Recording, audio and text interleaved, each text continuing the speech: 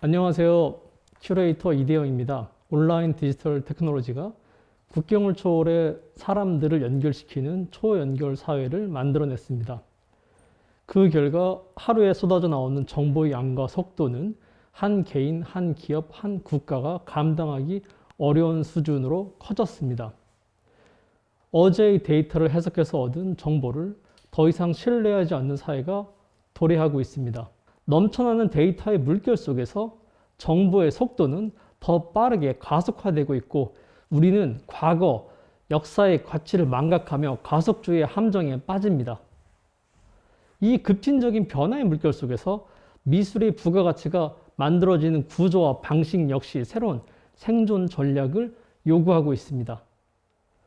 이 큰 변화의 물결 속에서 변하지 않는 것은 미술 역시 지식경제에 기반한다는 사실입니다. 그러나 지식경제로서의 미술 시장은 단순히 경제적인 지표를 넘어 역사적, 문화적, 미학적 코드 등 다양한 맥락 정보를 요구하고 있습니다. 해석할 수 있어야 비로소 그 모습을 드러내는 매우 복잡하고 섬세한 면을 가지고 있습니다. 오늘 컨퍼런스에서는 플랫폼과 데이터라는 키워드 아래 시장 전략 그리고 디지털 테크놀로지의 전략적 이해에 대해서 이야기해 보겠습니다. 이번 논의에서는 열린 플랫폼의 모습과 배타적인 폐쇄성을 띠기 시작한 닫힌 플랫폼의 속성을 모두 짚어볼 계획입니다. 또한 데이터를 단순히 빅데이터 차원이 아닌 스몰 데이터 차원까지 고려해서 접근하겠습니다. 그리고 플랫폼과 데이터를 연결시키는 네트워크 역시 기술적인 수준의 네트워크를 넘어서 문화적인 네트워크, 즉 새로운 스토리 생산이 가능한 네트워크 구축을 목표하는 시간이 될 것입니다. 결국 네트워크의 문화적인 측면을 함께 이해해야지만 플랫폼과 데이터가 어떻게 문화적인 부가가치를 생산하는 데 기여할 수 있는지 분석할 수 있고 새로운 시도를 위한 이론적 토대가 가능해질 수 있습니다. 이를 위해 아트스의 더스틴 킹, 서펜타임 미술관의 제스 링햄, 케이 왓슨의 발표를 듣고 뒤이어 아라리오 갤러리 주연아 디렉터, 앨리슨의 허대천 편집장, 디스트릭트의 이성업 대표님을 모시고 토론을 진행하겠습니다.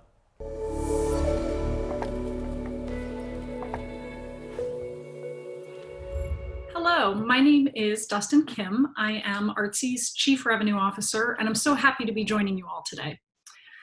I thought I'd start us off today with a brief description of Artsy, talk a little bit about what we do, and then I'll move into the trends that we've seen over the course of this highly unusual year as COVID has impacted our industry at large and many of our companies in specific. For those of you who aren't familiar with Artsy, we're the world's leading online art marketplace for buying and selling fine art. Our platform allows collectors to discover and purchase artworks that they love with ease, safety, and confidence. Similarly, our platform provides sellers with access to our global collector base and the tools that those sellers need to sell online, also with ease, safety, and confidence. Our mission here at Artsy is to expand the art market to support more art and more artists in the world. To achieve that mission, we're addressing the inefficiencies of the traditional art world, including how unwelcoming and intimidating it can feel to walk into a gallery or an auction house, particularly if you're a new buyer, how difficult it is to find the price of an artwork, given that this industry has run for so many years with a lack of transparency, and also how long it can take to actually complete a transaction, a purchase. All of these dynamics ultimately limit the size and the growth of the art market. Today, it is a fact that 98% of luxury consumers do not buy art. They'll spend 5, 6, 7 figures on jewelry, watches, cars, yachts, but they're not buying art. And then the vast majority of the 3 trillion in art that is in circulation today is frozen. It's on people's walls because it's hard to resell. So at Artsy, we're building products to address these inefficiencies. We're aggregating all of the world's art onto our platform. We're increasing the amount of information that we're making available about that art, including price points, and we're introducing trusted and safe ways to purchase that art online. There's nearly 1 million works of art that are for sale on Artsy across 100,000 artists. That work is coming from partners that span across about 100 countries, including 3,200 gallery partners and roughly 2/3 of the world's leading auction houses. Artworks on Artsy can also come from our collector base. Our collectors are not only buyers on Artsy, but they can also resell from their collections on Artsy. Speaking of collectors, Artsy has about 2 million users from 190 countries and growing. Our app has been downloaded over 1 million times, and we have over 1.2 million Instagram followers. And we've also this year seen an influx of new users given the impact of COVID and the fact that it's keeping more people at home and online. Speaking of COVID, let's talk a bit more about the impact that the pandemic has had on the art world at large. As reported by familiar sources like Art Basel and UBS, the number of online sales has increased dramatically over the course of 2020. Galleries, fairs, and auction houses, they've all seen triple-digit increases in online sales. And what we've seen here at Artsy is that collector demand has held strong during this time as well. Nearly 60% of collectors report being interested in buying art now, more so now than they were before COVID. And 92% of high net worth art collectors reported purchasing art in the first half of this year. This is, we believe, a reflection of the fact that so many people are spending much more time in their homes this year. They're looking at their own walls for inspiration, and they're finding renewed motivation in their art collections. The trends that have been reported across the industry are also in line with what we've experienced here at Artsy this year as well. Our e-commerce sales are up 170% year over year. Our auction sales, which is not shown here on this slide, they're up nearly 200%. We've also seen that our gallery partners have received an additional 40% increase in inquiries about works for sale. And collectors have driven 45% more commercial sessions on our site this year. Additionally, we've seen 40% increase in new buyers on Artsy this year as well. So while COVID has certainly been devastating to so many industries, we've definitely seen the appetite for art continue to grow this year. And at Artsy, we've helped many of our partners become digital natives in this moment where the COVID pandemic continues to present, frankly, an existential threat to our industry. With the cancellation of so many notable art world moments this year, we've supported nearly 20 art fairs with exclusive online-only editions, helping to keep them and their galleries afloat during this time.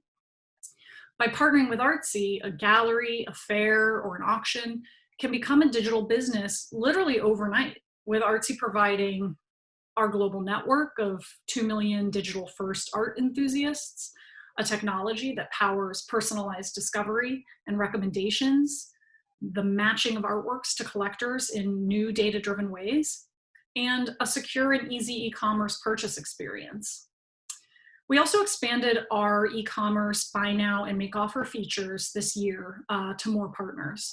We most recently launched in Hong Kong in October, and we have more Asian countries that will be launching soon.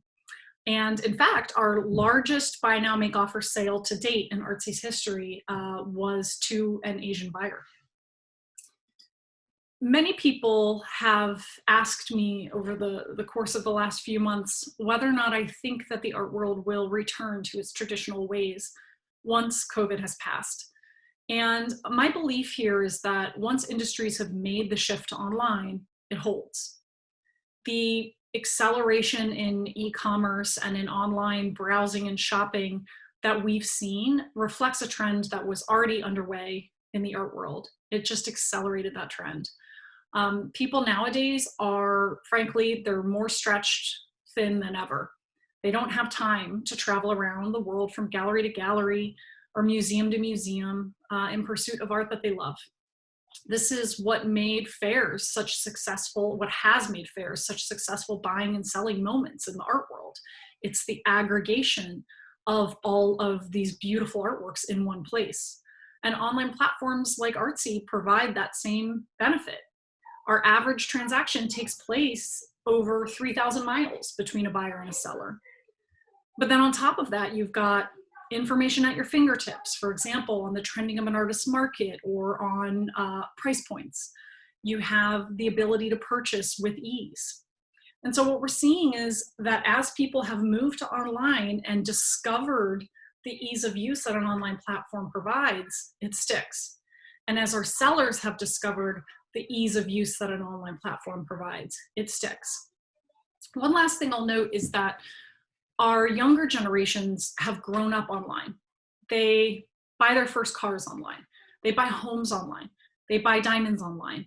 And they expect to buy art online as well. They expect any luxury category to be purchasable online with ease.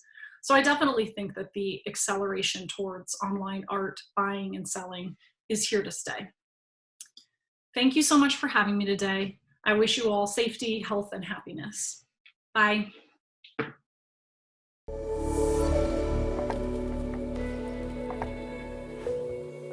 Hello, my name is Jesse Ringham and I am the Head of Audiences and Brand at Serpentine Galleries. Previously before that, I was at Sutton Communications, which is a global creative agency, and I worked with art biennales, fairs, commercial galleries and museums all around the world, helping their marketing and digital capabilities. And previously before that, I was at Tate Galleries, where I launched their digital engagement with audiences, and that involved things like social media, film, and a few innovative partnerships along the way. So today I'm going to be talking about Serpentine Galleries and our approach to digital data audience engagement. So slide 2, it's all about the power of audiences for me, and especially for the next step with Serpentine Galleries, and the role of digital is absolutely at the heart of everything we do.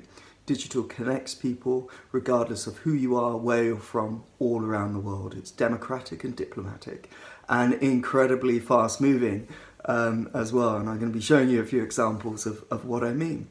So slide 3 and 4, this is Serpentine Galleries. They're 2 galleries based in Hyde Park in London.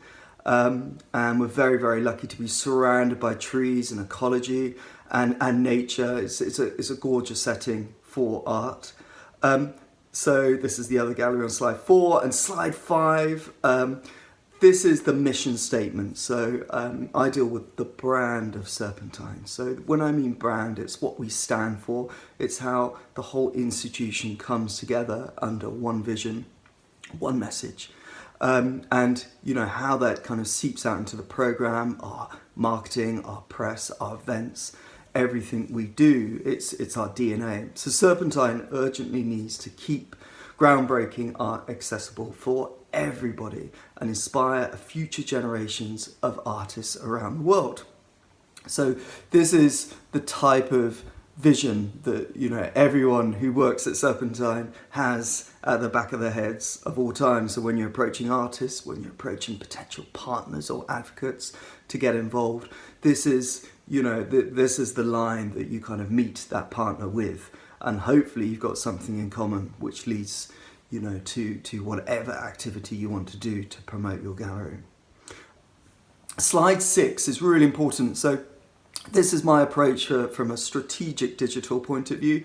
2 things if you want to work in marketing and digital is, first of all, information skills. Obviously knowledge, it's being on top of the trends, and like I was saying earlier, digital is incredibly fast moving. So it's making sure your skill set is up to date, and that's crucially important, but it's also a simple step.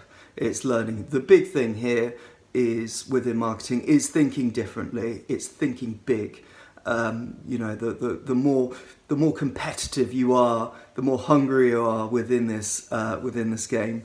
The bigger the ideas, the more risk taking that you're doing. Not saying this whole game is collaborative. It's incredibly collaborative. But the big idea here is to think differently and use those skills to apply new ways of thinking within this culture organisation. So slide 7, this is just an example of, this is Radic. It's a pavilion that we do every year, temporary pavilion in the grounds of Serpentine. by an emerging or leading architect. So it's incredibly popular. But another example where you're bringing in artists to do the thinking, and this is one excellent example. Slide 8. So if you're looking to move into the cultural industry, art, fashion, music, design, always, think, why me? What am I bringing to this role? Why art? I've worked in various organisations before outside the role of art, but your sense of purpose and what you're bringing is incredibly important, especially if you're working in communications. Art has the power to inspire, bring people together. Art has the power to, change future thinking. It's incredibly important in the role across many different industries. So have a good think about, what is the role of art? How can you bring art to the mainstream, for example, and why digital? And I talked about digital being incredibly collaborative and democratic and exciting and fast moving. There's pros and cons with everything. And what is marketing? Inside the art world, marketing in some areas is perceived as still very much sales and marketing, selling tickets. But marketing, essentially, if you scrub out the word marketing, it means audiences. 50% of the role in marketing is understanding who the customer is, who the audience is, how they perceive your brand, how they interpret the artist or the artwork that you're putting out there. So on to slide 9. I'm briefly going to talk through these 3 pillars. So strategy, content, and evaluation. So strategy, coming up with the digital communication strategies. Where are we going? What are we doing? How do we get from here to here? And, the whole media landscape has changed. People consume news across Instagram now compared to other sources. How do you work with partners, for example, to jump into, much larger audience pools? The second one is content. So who is joining us? How do people like to be spoken to? What content, i.e. film, articles, animation, audio, podcasts, what type of content are they consuming? The beauty of digital, you can match up content and film to specific audiences. And creativity, how do you resonate with audiences? And the third one is evaluation. So at the end of the day, is it working? And we do this through data. How many people are interacting with the website, social media posts, booking data? Are they agreeing with you? Is it a success? How do you improve? And you hear this word optimization, which is basically improving in real time, which is a big thing with digital. You can constantly tailor and get better every second. So on to slide 10. This is a really top line overview of what marketing is, especially at Serpentine. A marketeer like myself is very much in between two groups. You are the translator, the interpreter of what the organisation wants to say. And a lot of arts organisations tend to be very academically driven. So you are there to almost be the filter, the interpreter of that message, of that complex message to a much, much wider audience. And it's a difficult job. And then on the other hand, you have the audience. What does the audience want to hear from you? What gets them excited? What do they want to learn and feel and see?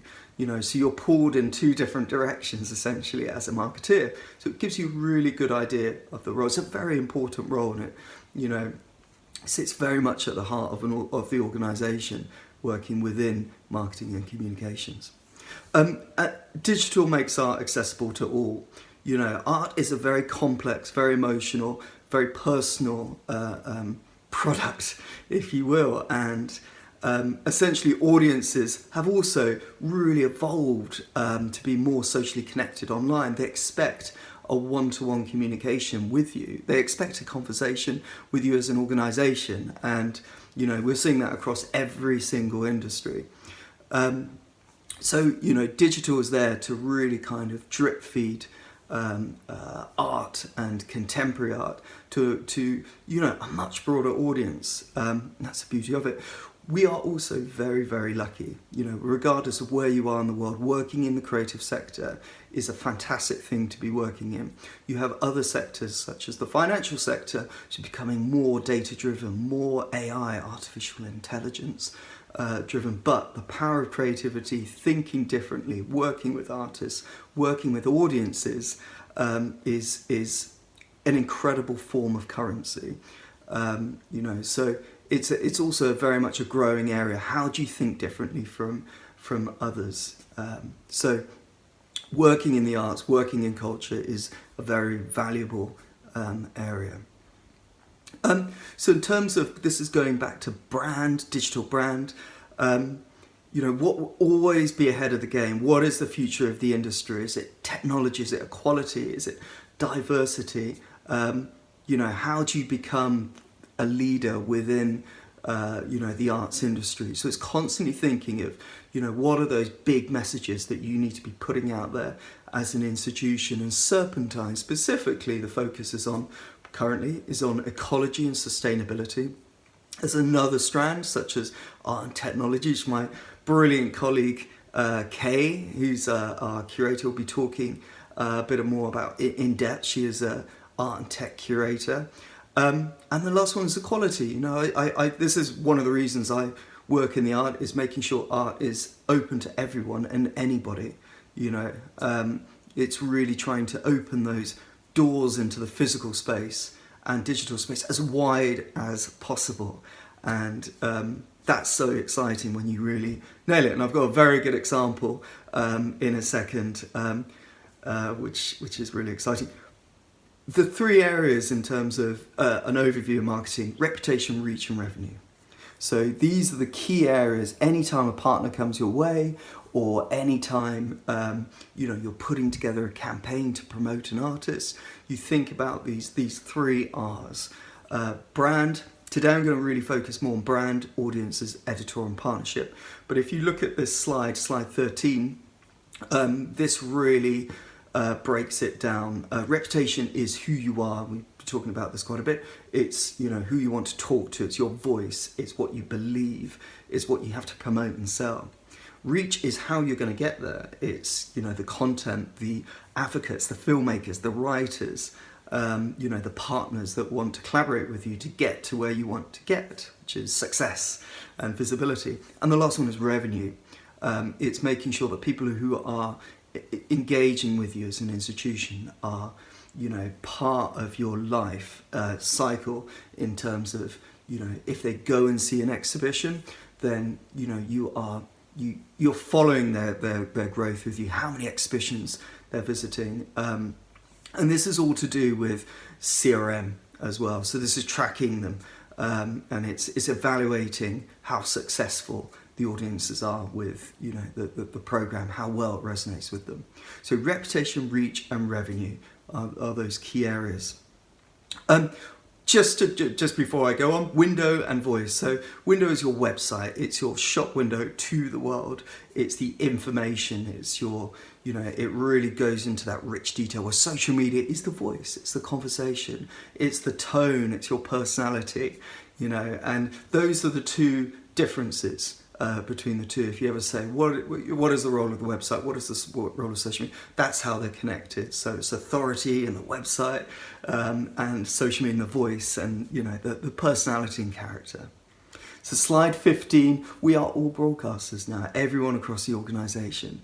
You know, the Serpentine has a very famous broadcaster, the artistic director, Hans Ulrich, who is an influencer in his own right, but everyone is an advocate of your gallery, of your museum, of your art fair. And the role we're in now is that digital can go straight to audiences. You know, journalists are very much still advocates and spokespeople and influencers in their own right, but the role of digital now is that, you know, I'll talk about this in 2 seconds, but you can now create a website which has your own voice, it has your own story, and use social media to go straight to the audiences and bring them on board and engage with your program.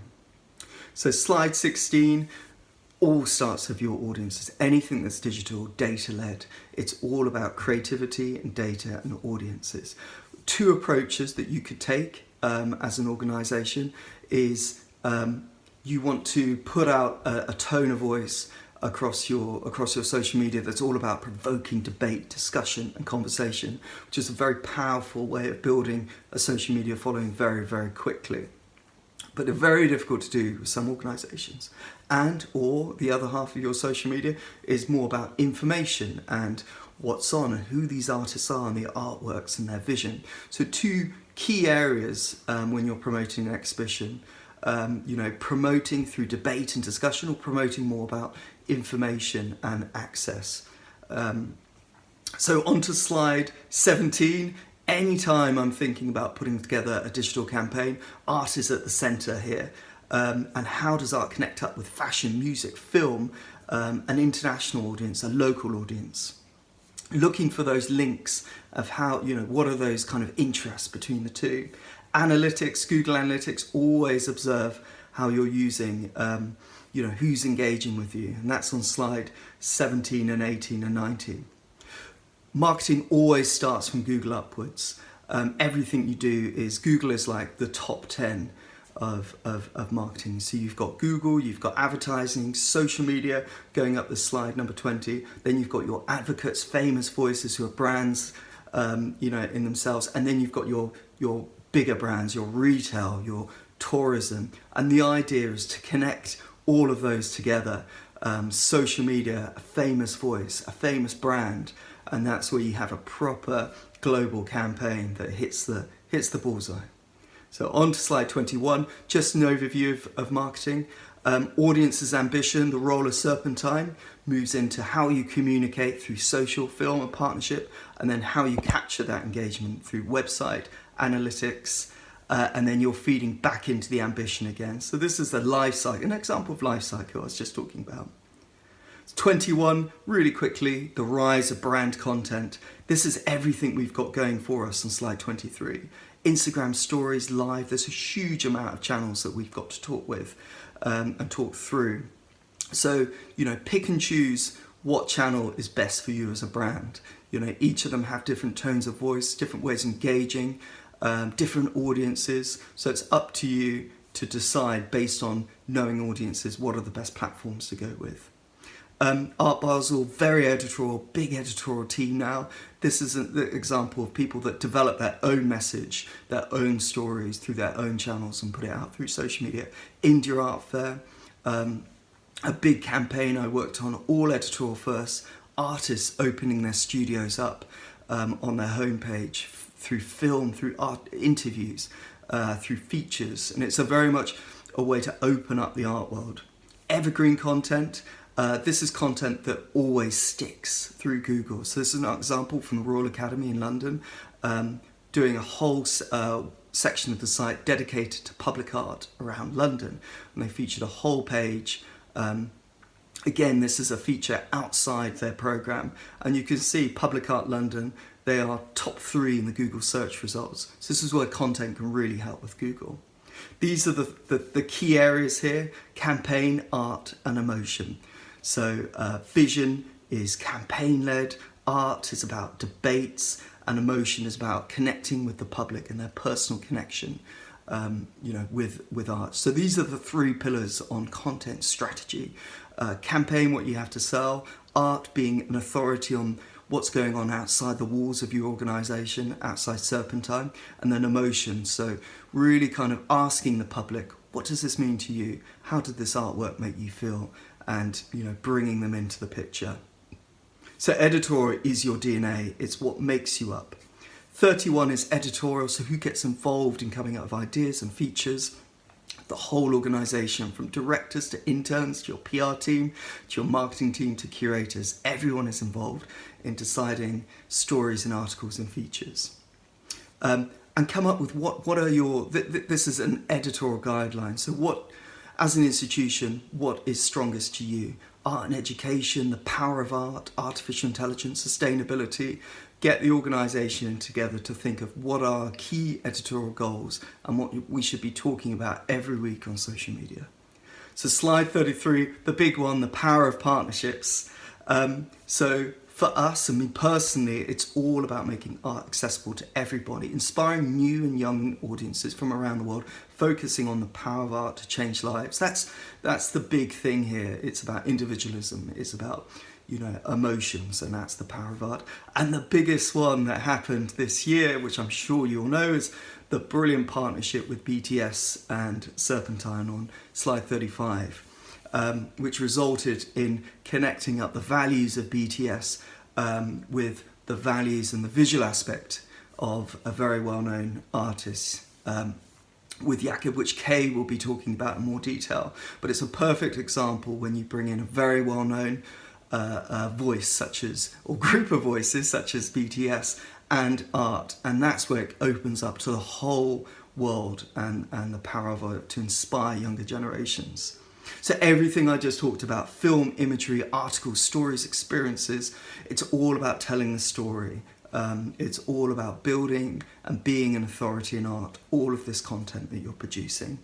So at the end of the day, think differently, think big, and be bold. And that's where you're going to get true, brilliant digital marketing, collaboration, partnership, nailing that tone of voice as well. So thank you very much, and I hope to see you soon in person. Thank you.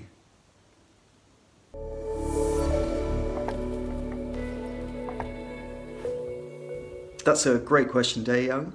I would say the future of digital engagement in the arts is very much to do with film. I think a lot of the institutions have grown rapidly around the world to become broadcasters and media houses in their own right. And I think film will really pave the way. People's attention spans are getting even shorter. There's all sorts of ways to communicate and take in messaging.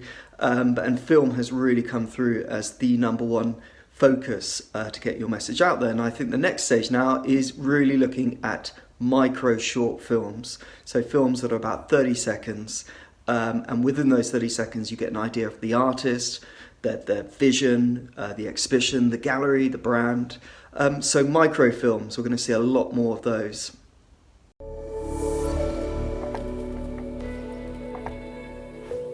So the question is, what comes first, data or creativity? Very good question, and the answer for me would be it's a marriage made in heaven. They both feed into each other. I think, working as a marketeer, you've got to have that knowledge of how to use data and the power of data and understanding audiences, but you do always have to lead with a creative idea. So mixing the two together is incredibly important. Pointless having an absolutely stunning, innovative idea for it to resonate with no one and be seen by no one at all. So this is where data comes in. So it's the marriage made in heaven, data and creativity.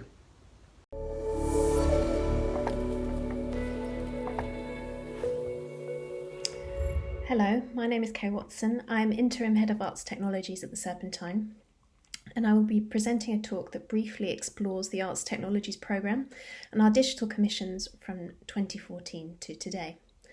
So to briefly introduce the Serpentine, which is a public art gallery that has championed new ideas in contemporary art since 1970, presented pioneering exhibitions for the last 50 years from a wide range of emerging practitioners to the most internationally recognised artists of our time. Across 2 sites in London's Kensington Gardens, the Serpentine presents a year-round free programme of exhibitions, education, live events and technological innovation in the park and beyond. 2020 marks the gallery's 50th anniversary, and so we are looking to the future with a programme responding to the urgent issues of today. Key themes include ecology and the climate emergency, equality in education, architecture, and the impact of digital and new technologies. So I wanted to begin this talk with an image. This is a photograph from the launch of the Deep Listener, which is a site-specific augmented reality and spatial audio project by Jakob Kudsteensen that was launched in 2019. It remains accessible in Kensington Gardens. And I know this image seems like a world away at this moment when many of us are confined to our homes, but I wanted to begin a talk about our work with digital technologies with this image of congregation outside in the park, surrounded by trees, and by evoking the words of Ursula K. Le Guin, who reminds us that technology is the active human interface with the material world, and that technology in digital space is part of our everyday lived experience, and all of the political implications that comes with this, and are part of the way that we approach these spaces at the Serpentine. As is reinforced in this quote from a review of our 2018 exhibitions by Ian Cheng and Sondra Perry, that these shows are digital art that actually has something to say, proof that even in digital art, it's not the technology that matters, but the ability to engage the viewer in something that matters to them. So the Arts Technologies programme at the Serpentine Galleries proposes critical and interdisciplinary perspectives on advanced technologies through artistic interventions. And over the last 6 years, our team has been developing strategies for an artist-led programme that creates space to challenge and reshape the role that technologies can play in culture and society. The programme initiates and supports artists in developing ambitious artworks that deploy advanced technologies as a medium, tool, or topic, often operating beyond gallery walls. The foundation of the Arts Technologies programme is located in an evolving R&D platform that supports the development of infrastructures for ongoing artistic exploration and interrogation of advanced and emerging technologies, and a space of advocacy for creative R&D. The development of this programme has taken place as part of our organisation's digital transformation process that also incorporated the transformation of internal systems and processes. And to briefly mention that we've seen in the last year is an accelerated move online. We have certainly been fortunate in that we've been spending years exploring and interrogating what it means to present and be present online. But there is still much to learn from other industries and other cultural forms.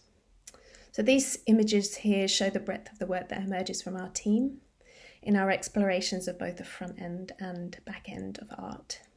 Top left is a screenshot of the Creative AI database, which is an output of the Creative AI Lab, a collaboration between the Serpentine and King's College London, led by Ava Yeager and Mercedes Bunz. It explores new approaches to aspects of of artificial intelligence and machine learning, including interface design, production, engagement that have emerged from artistic practices.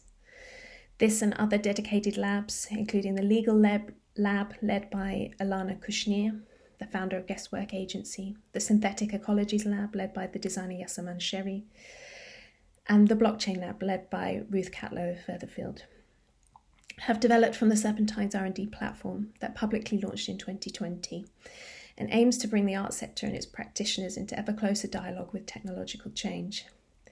Through the development of new infrastructure, we seek to support innovative practices across these fields and enable new experimentation, which is achieved through these research labs, capacity building workshops and forums, and they are amplified by an annual strategic briefing on emerging tech trends and an innovative practice titled Future Art Ecosystems for readers across art, tech and policy. So the diagram here is from the inaugural issue of Future Art Ecosystems, focusing on the new infrastructures being built around artistic practices, engaging with art's advanced technologies. The view presented here is based on the Serpentine's experience and desire to share insights from working with artists including Hito Steil, James Bridle, Cecile B. Evans, Ian Cheng and Jakob Gutsteensen, amongst ongoing conversations across broader networks and insights derived from a series of interviews. This report can be accessed at futureartecosystems.org. The other images here are from our commissioning work with artists. This is Hito Steil's Actual Reality OS, an app for mobile devices to explore inequality, and Ian Cheng's 2018 exhibition, Bob, or Bag of Beliefs, which was an artwork with a nervous system and the creation of artificial life in the galleries. In this respect, we can function as a bit like a mini studio, building teams around artists and ideas in order to produce and build complex artworks, or supporting artists who work in this way. All of this is supported and driven by methods of targeted audience and community building around particular ideas, knowledge sharing, and editorializing. This includes interviews, articles, the Serpentine podcast, that are shared via the Serpentine's Arts and Ideas site, or more targeted means such as our dedicated R&D platform newsletter, and lab or project-specific in-person or online events such as this Freeze breakfast conversation between myself, Ben Vickers, CTO at the Serpentine, and artists Jakob Gutsteensen and Jenna Sutella. I'm going to very quickly run through some of these commissions and the different ways that these have been presented to audiences. First of all, this is Catharsis, a commission by Jakob Gutsteensen that launched earlier this year as part of the global public art project Connect BTS. a series of major art projects open to the public in 5 cities on 4 continents, initiated by BTS. This is an installation of the work installed outside the gallery in the grounds of the Serpentine. Catharsis immerses audiences with a digital simulation of a reimagined old-growth forest, a forest that has developed undisturbed over hundreds of years. It's based on fieldwork undertaken by Jakob and his primary collaborator, Matt McCorkle. The work's virtual ecosystem and synchronized audio comprise 3D textures and sounds gathered from several North American forests. Catharsis draws on Steenson's conception of slow media, whereby digital technologies can foster attention to the natural world and create new narratives about our ecological futures.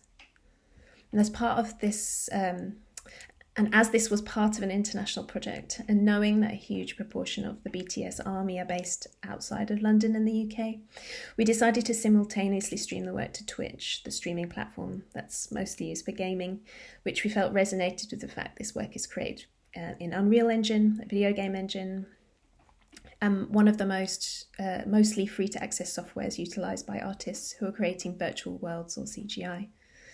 This stream and the outdoor public work were fully in sync, with the live stream at catharsis.live becoming the way that on-site audiences listened to the soundtrack. Thereby the physical and online version of the work were fully integrated. Excitingly, the partnership opened up the work of the Serpentine and Jakob to a whole new audience. I'll move on. Here is an overview of the digital works that were commissioned, built and launched in 2019, and I'll run through each of these quite quickly. eMagma by Jenno Sutella is a machine oracle and exploration of alternative forms of intelligence that was co-commissioned by the Serpentine and Moderna Museet in Stockholm. This manifests as an app for mobile devices, the eMagma app, and a community of glass-blown heads that coexist. Drawing a line between histories of mysticism, psychedelia, and technology, the work places an emphasis on altered states of consciousness and the creation of artificially intelligent, deep dreaming computational systems that mimic the brain. Influenced by divinatory practices such as the I Ching, eMagma builds a bridge between these ancient systems of knowledge and our contemporary attempts to divine the future. It is within this assemblage of data and matter that Sutella posits the potential for a new collective consciousness driven by magma. This primordial goo, as she refers to it, becomes both the physical grey matter that flows within a series of head-shaped lava lamps and the data-driven lava of the app. And these lava heads power the flow of the oracle's predictions, which through the eMagma app provide daily divinations. Moving on, since the late 1980s, Suzanne Treister has consistently engaged with emerging technologies and the complex and often hidden networks of power that shape their creation and adoption through her expansive cross-media projects. Our 2019 commission with Suzanne comprised both an artist book and a web-based augmented reality work, and followed the artist's residency at CERN, working with theoretical physicists as part of the Collide Award and residency. Using web-based augmented reality rather than an app, the Escapist Black Hole Spacetime is both a navigation tool for interdimensional travel and the archive of the Escapist located in the fictional Museum of Black Hole Spacetime.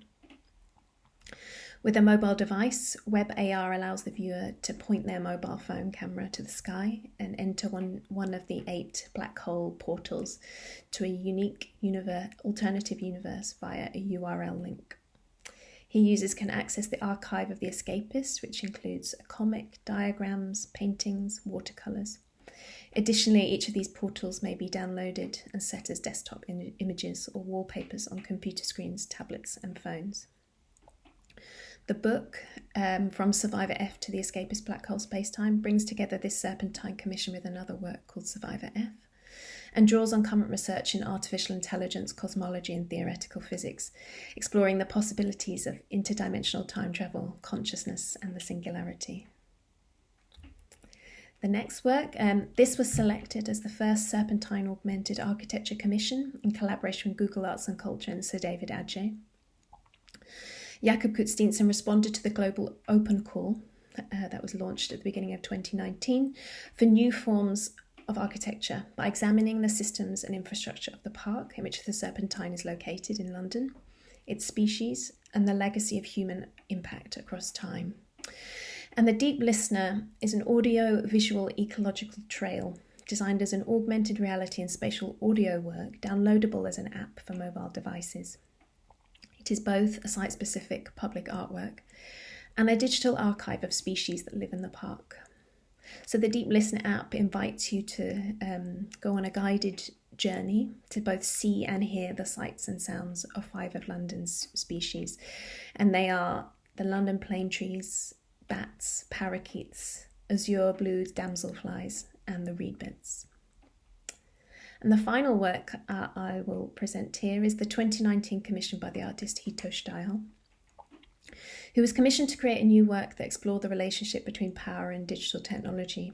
So this digital commission, called Actual Reality OS, is part of a wider investigation into power, which formed the focus of the artist's exhibition Power Plants, and a series of power walks, a series of guided walks.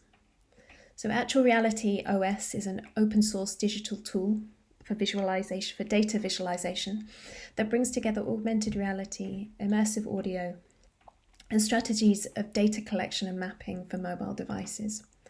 The app considers the symbiotic relationship between technology and power, and nowhere is this more relationship clearer than in the decision-making power imbued with the technologies like artificial intelligence and predictive modelling, now used to ascertain access to certain services. Working with a coalition of research partners and data researchers to aggregate not only national survey data from the public domain, but data mined through Freedom of Information Act requests, data collected through community-led initiatives, and personal testimonies as a form of data. So the app reconciles macro statistical information with micro data sets and the voice of individuals that form a nuanced, human-centered approach to data and the way that it is collected and used. The architecture of the Serpentine Sackler Gallery became the base metric onto which the data is mapped to the external facade of the building by overlaying in augmented reality a warped virtual simulacra that charts the stark reality of inequality at scale.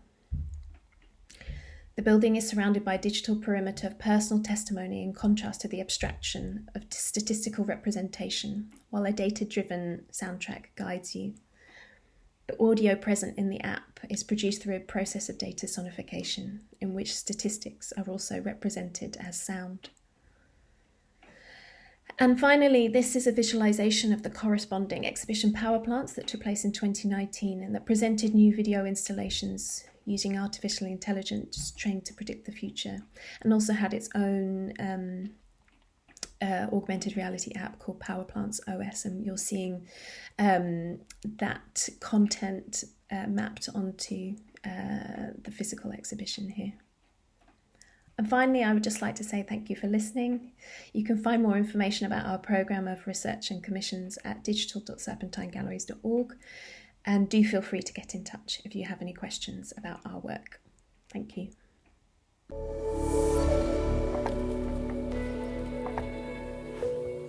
Yes, there aren't a huge amount of digital curators in the industry, and there are a number of reasons for that. That a curator may be working across different types of space, it depends on the remit of particular institutions, and it may also be that these particular skills and knowledge are becoming more widespread across the industry.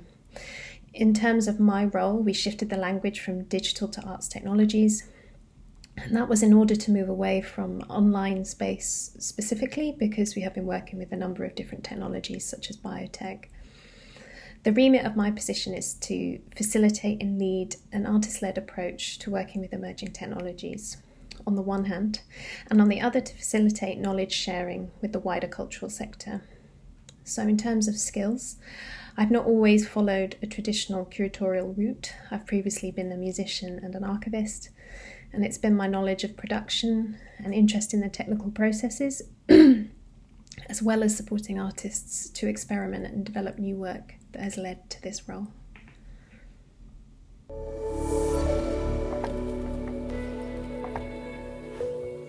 안녕하세요. 조원현 선생님, 허대점 편집장님. 안녕하세요. 저희가 오늘 그 아트시와 서펜타인 미술관 발표를 잘 들었는데요. 제가 몇 가지 좀 정리를 좀 해봤습니다. 저희 오늘 이제 플랫폼과 데이터가 어떻게 달라진 디지털 트랜스포메이션 미술계의 상황을 대변하고 있을지를 정리를 좀 해봤는데, 먼저 그 서펜타인이 올해로 그 50주년을 맞이했어요.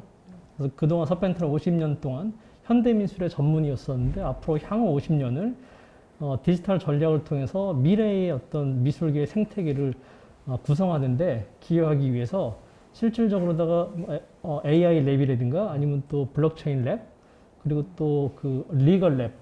왜냐하면 이제 기술 환경이 바뀌었는데 그거에 관련된 작가들의 크레딧이나 아니면 그것을 어떻게 분배할까에 대한 법률적인 문제까지도 고민을 하고 있습니다. 예. 결국 우리가 그 플랫폼도 그렇고 데이터도 그렇고 얘기를 다룰 때 핵심은 전체 생태계 안에서 고민을 해야 되는 것 같아요. 그렇다면은 우리 주연아 선생님 같은 경우에는 이제 갤러리에서 몸담고 계셨고, 그리고 허대천 편집자님 같은 경우에는 미디어 아트 저널인 앨리스 온 편집장님으로 계신데요. 각 분야에서 그 미래의 생태계 관점에서 디지털 전략을 어떻게 활용하고 계시고, 또 향후에 어떤 부분이 좀 더 그 한국 미술계를 위해서 어떤 보완적인 제도적인 장치, 지원이 필요할지 말씀해 주시면 감사하겠습니다.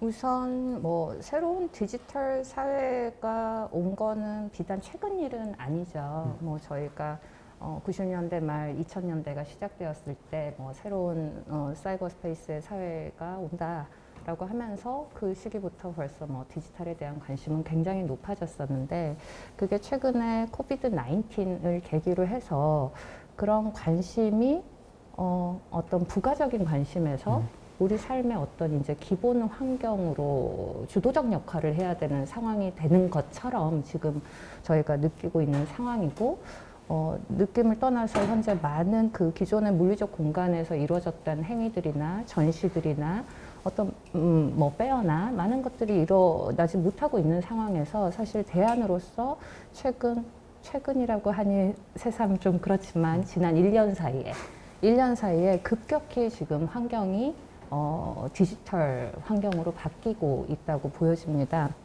그래서 어떻게 보면 사실 저희의 모든 이 미술 시장 내에서 저희 예를 들면 갤러리가 했던 기존의 모든 활동들이 온라인으로의 이제 활동으로 옮겨가고 있는 상태고요.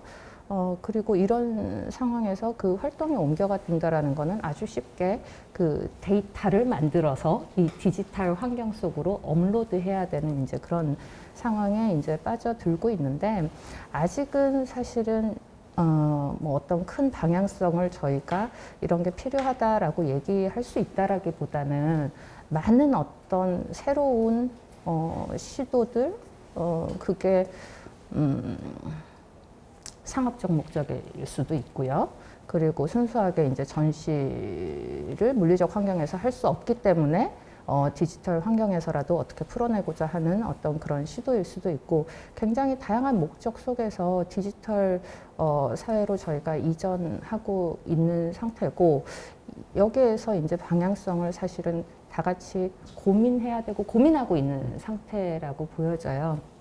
그러면 이제 지난 1년 동안에 등장한 다양한 어떤 디지털 플레이어들이 존재하고, 그들의 이제 장단점들을 사실 저희는 지금 비교하고 분석하고 거기에서 어떤 방향 쪽으로 나가야 될까, 그렇게 고민들을 하고 있는 상태입니다.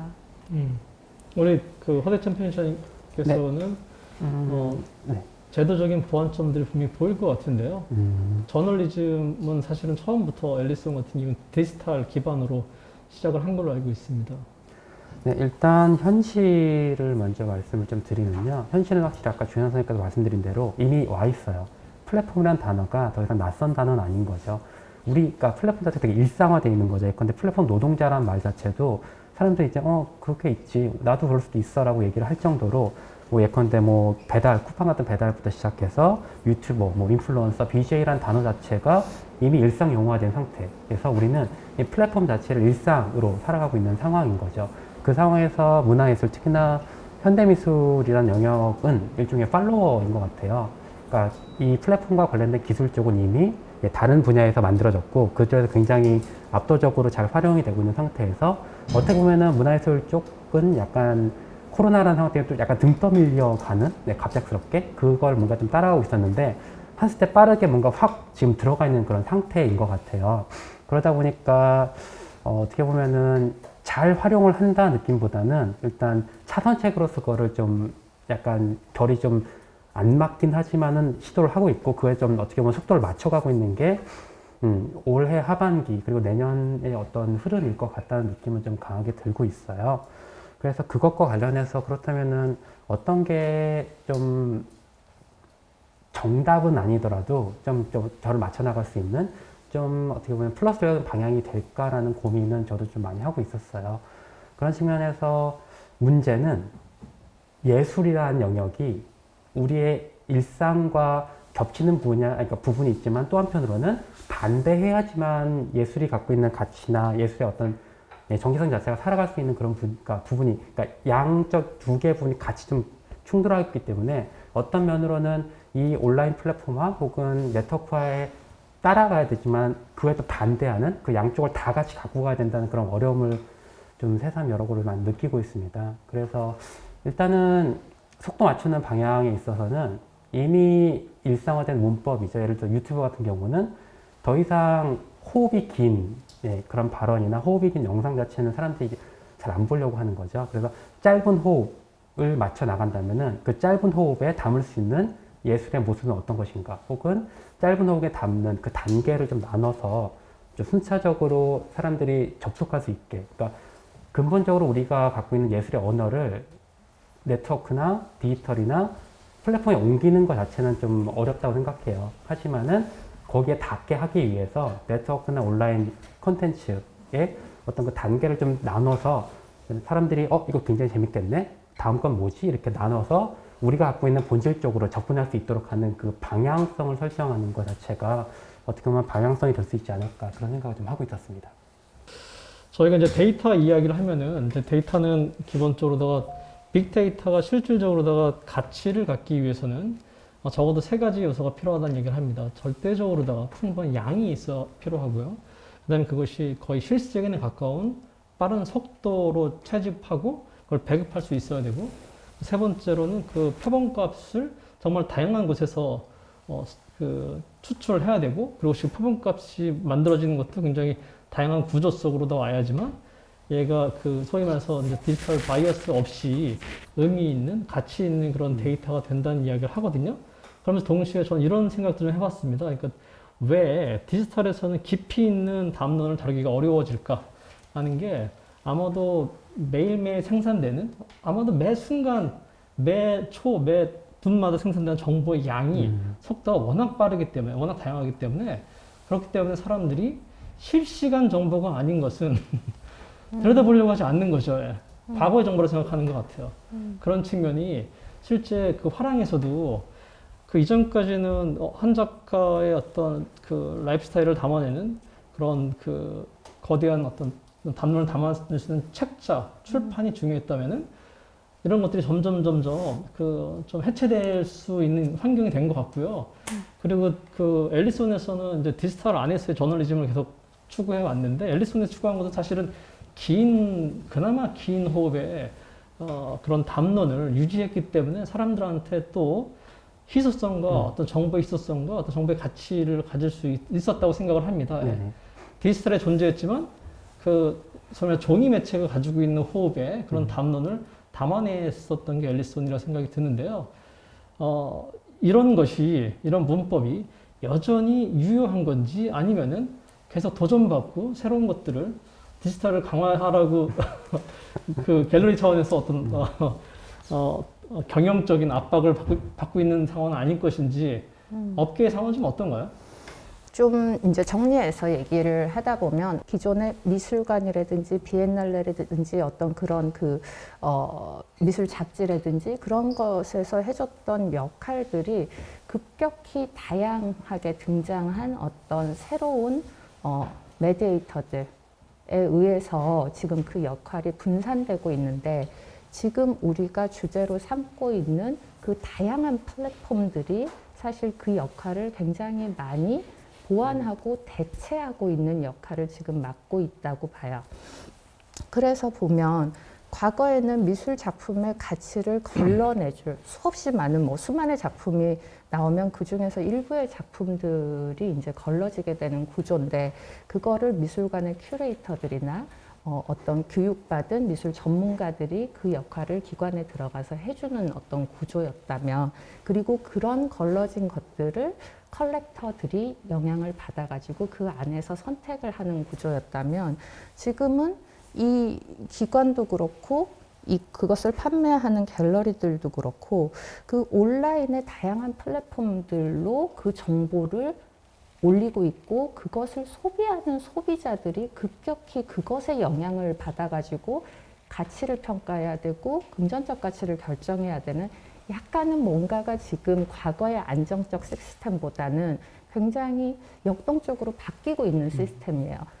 상황이라고 볼 수 있어요. 그래서 과거에는 어떤 가치를 인정해주는 어떤 그런 가치를 결정해주는, 인정해주는, 만들어주는 그 중간 매개차의 역할이 지금 사실 조금 점점 약해지고 있고 그 작품의 어떤 정보라든지 데이터라든지 뭐 그게 실질적인 물리적 공간에서의 전시든지 그 전시의 정보가 데이터로 온라인으로 해가지고 어떤 플랫폼에 올려졌을 때 그것을 소비하는 대중이 많아지면 많아질수록 갑자기 이게 가치 있는 게 돼버리는 어떤 그런 상황들이 지금 벌어지고 있거든요. 사실 급격히 벌어지고 있죠. 그래서 그런 것들을 한 지난 1년 동안 등장한 플레이어들을 쫙 한번 구조화를 해보면 제가 이제 준비한 그 PPT 자료를 보시면 크게는 우선 저희가 데이터를 생산하고 갤러리에서 기존의 작가들이 작품을 생산하면 그 작품에 관련된 데이터들을 저희가 온라인에 올리게 되는 게 과거에는 아주 단순하게는 웹사이트에 올렸었잖아요. 그랬는데 지금은 그 정보들을 또 추가적으로 올려야 되는 플랫폼들이 등장하는데 예를 들면 최근에 많이 이제 성장하고 있는 아트시 그리고 오큘라 그 전에 등장했던 거는 뭐 아트넷이라든지 아트프라이스 같은 게 있었는데 아트넷하고 아트프라이스하고 아트시하고 오큘라는 성격이 좀 틀리죠. 아트넷이나 아트프라이스 같은 경우에는 기존의 미술 시장에서 숨겨져 있던 정보들, 굉장히 닫혀있는 정보를 모아가지고 데이터의 어떤 허브를 만들었던 경우고 그래서 이제 아트넷 같은 경우에는 미술품 작품 가격이 쫙 데이터화해서 올라가 있기 때문에 사람들이 그걸 찾아볼 수 있는 구조였던가 하면 지금의 아트시나 오큘라들은 모든 작품 정보가 그쪽으로 올라가게 돼 있어요. 갤러리들이. 그리고 그게 단순히 이제는 정보만 올라가는 게 아니라 홍보의 역할을 하게 돼요. 이게 정보라고 하면 가격 정보 포함해서 말씀하시는 거죠? 모든 정보. 그러니까 갤러리에서 작품 정보, 갤러리에서 판매하는 작품, 그 작가, 그리고 그 작품의 가격, 그리고 예를 들면 그 작가의 바이오그래피, 기타 등등 저희가 만들어내는 모든 관련된 정보들이 과거에는 제 컴퓨터에 저장이 돼 있었다면 그거를 이제는 잘 정리해가지고 다 그런 플랫폼에 올려야 되는 상황인 거죠. 근데 그 플랫폼에 단순히 정보를 올려서 그 정보를 공유하는 플랫폼이 있는가 하면 이제는 그 플랫폼에 올려진 정보를 기반으로 세일즈가 바로 연결될 수 있도록 이 플랫폼들이 어떤 기능들을 추가해 놓고 있어요. 그래서 예를 들면 아트시 같은 경우에는 또 아트시하고 오큘라만 비교를 해봐도 똑같이 정보가 올라갔는데 아트시에서는 이 거래 기능을 추가를 했고요. 그래서 정보뿐만이 아니라 거래뿐만이 아니라 심지어는 갤러리의 작품을 거래하는 것뿐만이 아니라 이제 개인도 거기에 작품을 올릴 수가 있어요. 내 소장품을. 그래서 직거래도 가능하고요. 그런 거에 비해서 오큘라 같은 경우에는 조금 더 전통적으로 갤러리들의 좋은 전시를 좀 소팅해가지고 여전히 정보를 올리는 역할을 하고 있고요. SNS 같은 경우에는 매개체 역할이 아니죠. 갤러리가 다이렉틀리 내 정보를 바로 그 수신자들한테 발송하는 그 채널이 되는 게 뭐 유튜브, 그리고 뭐 중국에서는 위챗, 한국에서는 카카오 채널, 심지어 네이버도 네이버 포스트 해가지고 그렇게 하고 그런 것들이 조금 지금 굉장히 다양했었는데 약간의 카테고리화가 점차 돼가고 각자의 플레이어들도 자신의 어떤 성격, 추구하는 바를 서서히 드러내가고 있는 상태인 것 같아요. 이 중에서 무엇이 옳은 방향인지에 대해서는 저희가 조금 더 토론이 필요하다고 보여지고요. 저희가 이제 유통 채널로서의 디지털 플랫폼이 지금 이제 그 디렉터님께서 말씀 주셨던 거는 이제 예술 작품의 그 거래라고 봤을 때 실질적으로 다시 디지털 플랫폼에 가장 그 잘 소통될 수 있는 것도 실제 작품보다는 다양한 스토리일 것 같고요. 어떤 프로모션al 목적이 더 강할 것 같은데요. 담론이 될 수도 있을 것 같은데 앨리슨에서는 어떻게 전망하고 있나요? 네, 주연 선생님께서 아트씬에서의 플랫폼 얘기 굉장히 잘 정리를 해주셨고요. 저는 조금 더 범용 플랫폼에서 바라보는 아트씬과 그와 관련된 얘기를 좀 풀어나가려고 해요. 일단 콘텐츠로서 바라보는 예술 작품에 대해서는 크게 두 개로 좀 나눌 수 있을 것 같아요. 하나는 콘텐츠 그 자체로서의 작품. 얘는 저는 완전히 온라인화는 불가능이라고 봐요. 워낙 물질성 자체가 예술에서 중요하기 때문에 온라인과 오프라인이 같이 있을 때 비로소 생명력을 갈 수 있다라고 생각을 하고 있고요. 좀 얘기를 나눠볼 수 있는 거는 플랫폼과 더불어서 작품에 기반하는 콘텐츠. 아까 이대영 선생님께서 말씀하셨던 스토리와 관련된 여러 가지 얘기가 될 것 같아요. 이 안에서도 또 다시 두 가지로 좀 분류를 하자면은 하나는 기존 전통적인 예술에서의 스토리, 예를 들어서 비평과 같은 긴 호흡을 갖고 있는 콘텐츠가 있고요. 최근 굉장히 많이, 그러니까 데이터적으로 많이 생산되고 있는 거는 짧은 콘텐츠일 거예요. 그리고 이 화자 자체는 기존 예술계의 화자와는 좀 다른 새로운 분들이 진입을 하고 있다라고 생각을 하고 있습니다.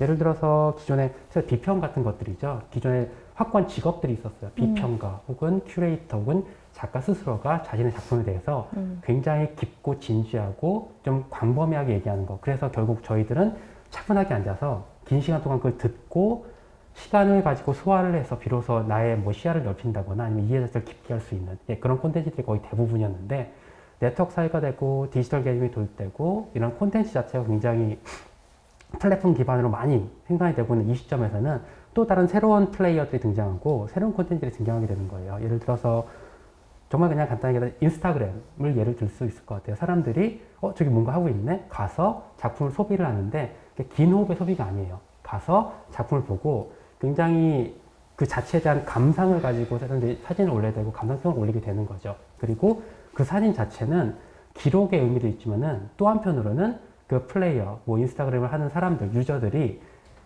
그들이 생각하고 그들이 해석한 어떻게 보면 새로운 이미지를 만들어내는 게 되는 거죠. 그게 제가 생각하는 짧은 콘텐츠의 예시가 될 것 같아요. 그걸 즐기고 그걸 통해서 작품을 기반으로 한 새로운 콘텐츠들이 엄청나게 많이 등장하게 되는 거죠. 이 포인트에서 저희들 입장에서 그냥 중요해지는 거는 이렇게 많이 생산하는 콘텐츠들 그리고 그 흐름을 우리는 대체 어떻게 그걸 다뤄야 되나 어떻게 그걸 해석해서 우리의 시스템에 녹여낼 수 있을까 혹은 반영된 무언가의 반응을 이끌어낼 수 있을까에 대한 고민들이 계속 만들어지고 있는 것 같아요. 그래서 결국은 이 흐름은 그러니까 우리가 주도적으로 만들어내는 흐름은 아닌 거죠. 그러니까 몰려오고 있는 그 흐름에 대해서 어떻게 그걸 다뤄야 될까가 굉장히 지금 중요한 물음이고 저희의 과제가 될 것 같습니다.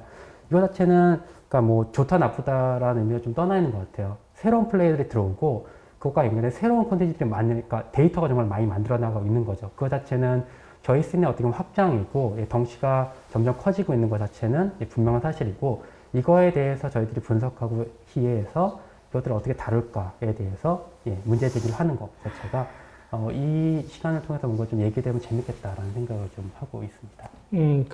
저는 과도기라는 생각이 좀 드는데요. 그러니까 예를 들어서 뭐 프리즈 매거진에서 아트 페어를 한다거나 이제 저널에서 아트 페어를 하고요. 그 다음에 실제 또 어떤 뭐 바젤에서 또 막강한 또 저널을 또 만들기도 하고 그리고 또 뭐 데이비드 조너나 뭐 가고시안이나 막강한 에디토리얼 팀을 만들기도 하고 저 출발은 결국은 스토리 팩트에 기반한 스토리 없이는 예술품이 거래가 되긴 어려울 것 같다는 생각이 듭니다. 그런 측면에서는 그 전통적인 온라인 강자가 물리적인 예술 작품 거래를 시작하게 됐고 그들이 이제 비대적인 거대 공룡이 되다 보니까 그 시스템을 움직이기 위해서는 이제 거래가 필요했던 거고 또 한 측면은 이제 산업이 발전되고 디지털 테크놀로지 핵심은 소비자와 생산자의 간극을 압도적으로 좁히는 게 있기 때문에 그럼 피할 수 없는 물결의 생각이 들고요. 두 번째는 전통적인 오프라인 강자들이 온라인을 빠르게 이제 잠식하고 들어오고 있는데 이제 핵심은 이제 온라인 디지털 테크놀로지가 가지고 있는 플랫폼이 가지고 있는 그 우려는 과연 우리가 어디까지 믿을 수 있을 것인가. 저 온라인 뷰잉 같은 경우가 성공할 수 있었던 이유는 온라인이지만 확실하게 검증되어 있는 그런 오프라인에 검증되어 있는 그런 그 플레이어들이 온라인에 들어왔기 때문에 저 작품들 내가 믿을 수 있어야 되는 그런 그 필터링이 된 거죠. 그래서 결국 그 승자는 믿을 수 있는 컨텐츠를 제공해 줄 수 있는 그런 플레이어들이 승자가 될 것이다. 그것이 오프라인 강자든 온라인 강자든 간에 이런 문제가 있는데 제가 이어서 좀 질문 좀 드리면요.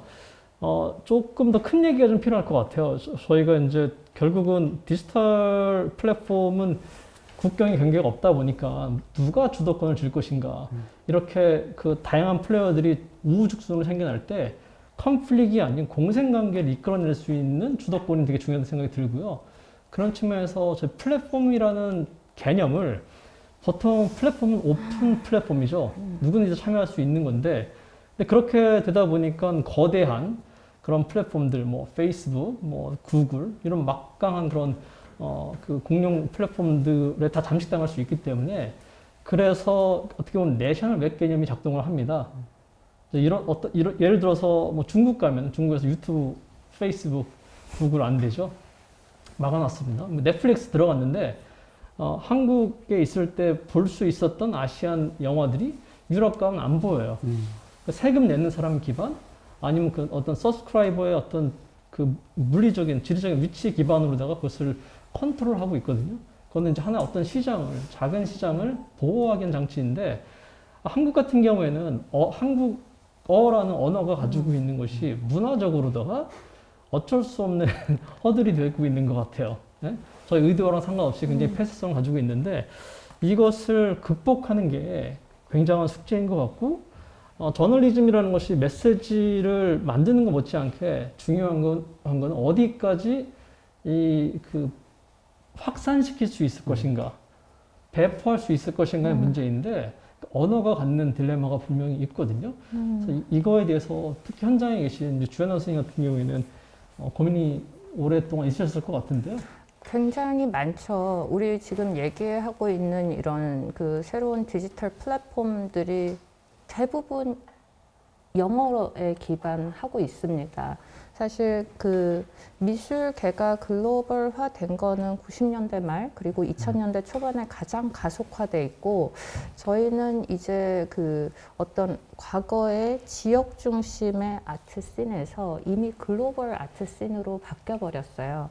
그리고 이제 그런 그 글로벌라이제이션이 미술 시장 내에서는 그 글로벌라이제이션의 어떤 그 방증으로 무수히 많은 그 아트 페어들, 국제 아트 페어들. 그래서 저희만 해도 1년에 이 코비드 전만 해도 1년에 한 13개 정도의 해외 아트 페어를 이제 돌아다녔었거든요. 이렇게 결국에는 이렇게 세계가 하나의 글로벌 아트 월드가 돼버리고 그 안에서 플레이어들은 국가의 경계를 넘어가지고 끊임없이 주요 미술 도시들로 이렇게 돌아다니던 어떤 그런 상황에서 그 돌아다닐 때 그 아트 페어는 하나의 플랫폼이었죠. 아날로그적 플랫폼인데 많은 갤러리들이 모여서 한 번에 다양한 그 고객과 미술계 사람들을 만날 수 있는 플랫폼이었는데 이게 온라인상으로 바뀌었어요.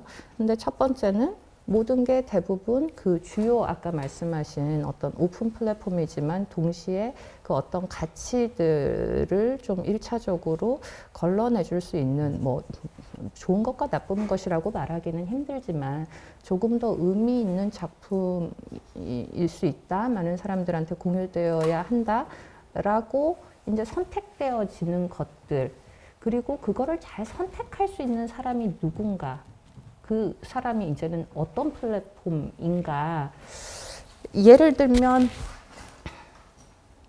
좀 그렇긴 하지만 아트시 같은 경우에는 정말 오픈 플랫폼이 돼가고 있어요. 그냥 돈 낸 갤러리 혹은 모든 사람이 자기 정보, 그 작가 정보, 아티스트 정보, 작품 정보를 올릴 수 있고 기존에는 갤러리들이 정보를 올리고 컬렉터라든지 그 정보를 원하는 그 소비자들이 그 정보를 수신해 갔는가 하면 최근에는 개인 컬렉터들도 자기 작품 정보를 올릴 수 있는 상황이 돼버리고 있거든요. 옥션도 자기네 옥션에 나오는 작품들을 올리고 있고 아트 페어들도 이 플랫폼을 기반으로 해가지고 정보를 올리고 있어요. 그러니까 여기에서는 정말 어떤 좋고 나쁜, 뭐가 조금 더 가치 있고, 뭐가 우리가 조금 더 주목해야 될 거, 이런 경계들이 지금 사라지고 있어요. 그래서 최근에 이제 그런데다가 이제 정보가 너무 많으니까 이거를 이제 그 로그인 해가지고 액세스하는 사람의 그 바탕화면에 정보가 어떻게 뜨느냐의 기준이 기존의 어떤 플랫폼 같은 경우, 예를 들면 오큘라 같은 경우에는 이게 이제 구조화 자체가 최근 전시 소식 비슷하게 있고, 그 다음에 셀렉티드 전시, 뭐 픽된 전시들, 전문가들에 의해서 이런 식으로 조금 이렇게 편집되어서 선택되어진 정보들을 노출시켰는데, 어떤 걸 선호하세요? 그래서 지금 말씀드리려고 하는 게, 선호하시는구나. 아티스트 같은 경우에는 이제 그게 기계가 해버리는 거거든요. 그래서 예. 제가 제 아이디를 넣고 들어가는 이상 제가 지난번에 클릭했던 것에 기반해서 추천 작품이 뜨고 유사 작품이 뜨고 내 바탕화면이 내가 서치했던 것들에 의해서 이미 선택돼 가지고 나와버리는 거예요. 기계에 의해서 선택. 그래서 이 부분에서 제가 이제 질문을 이제 좀 옮겨드리면은, 네.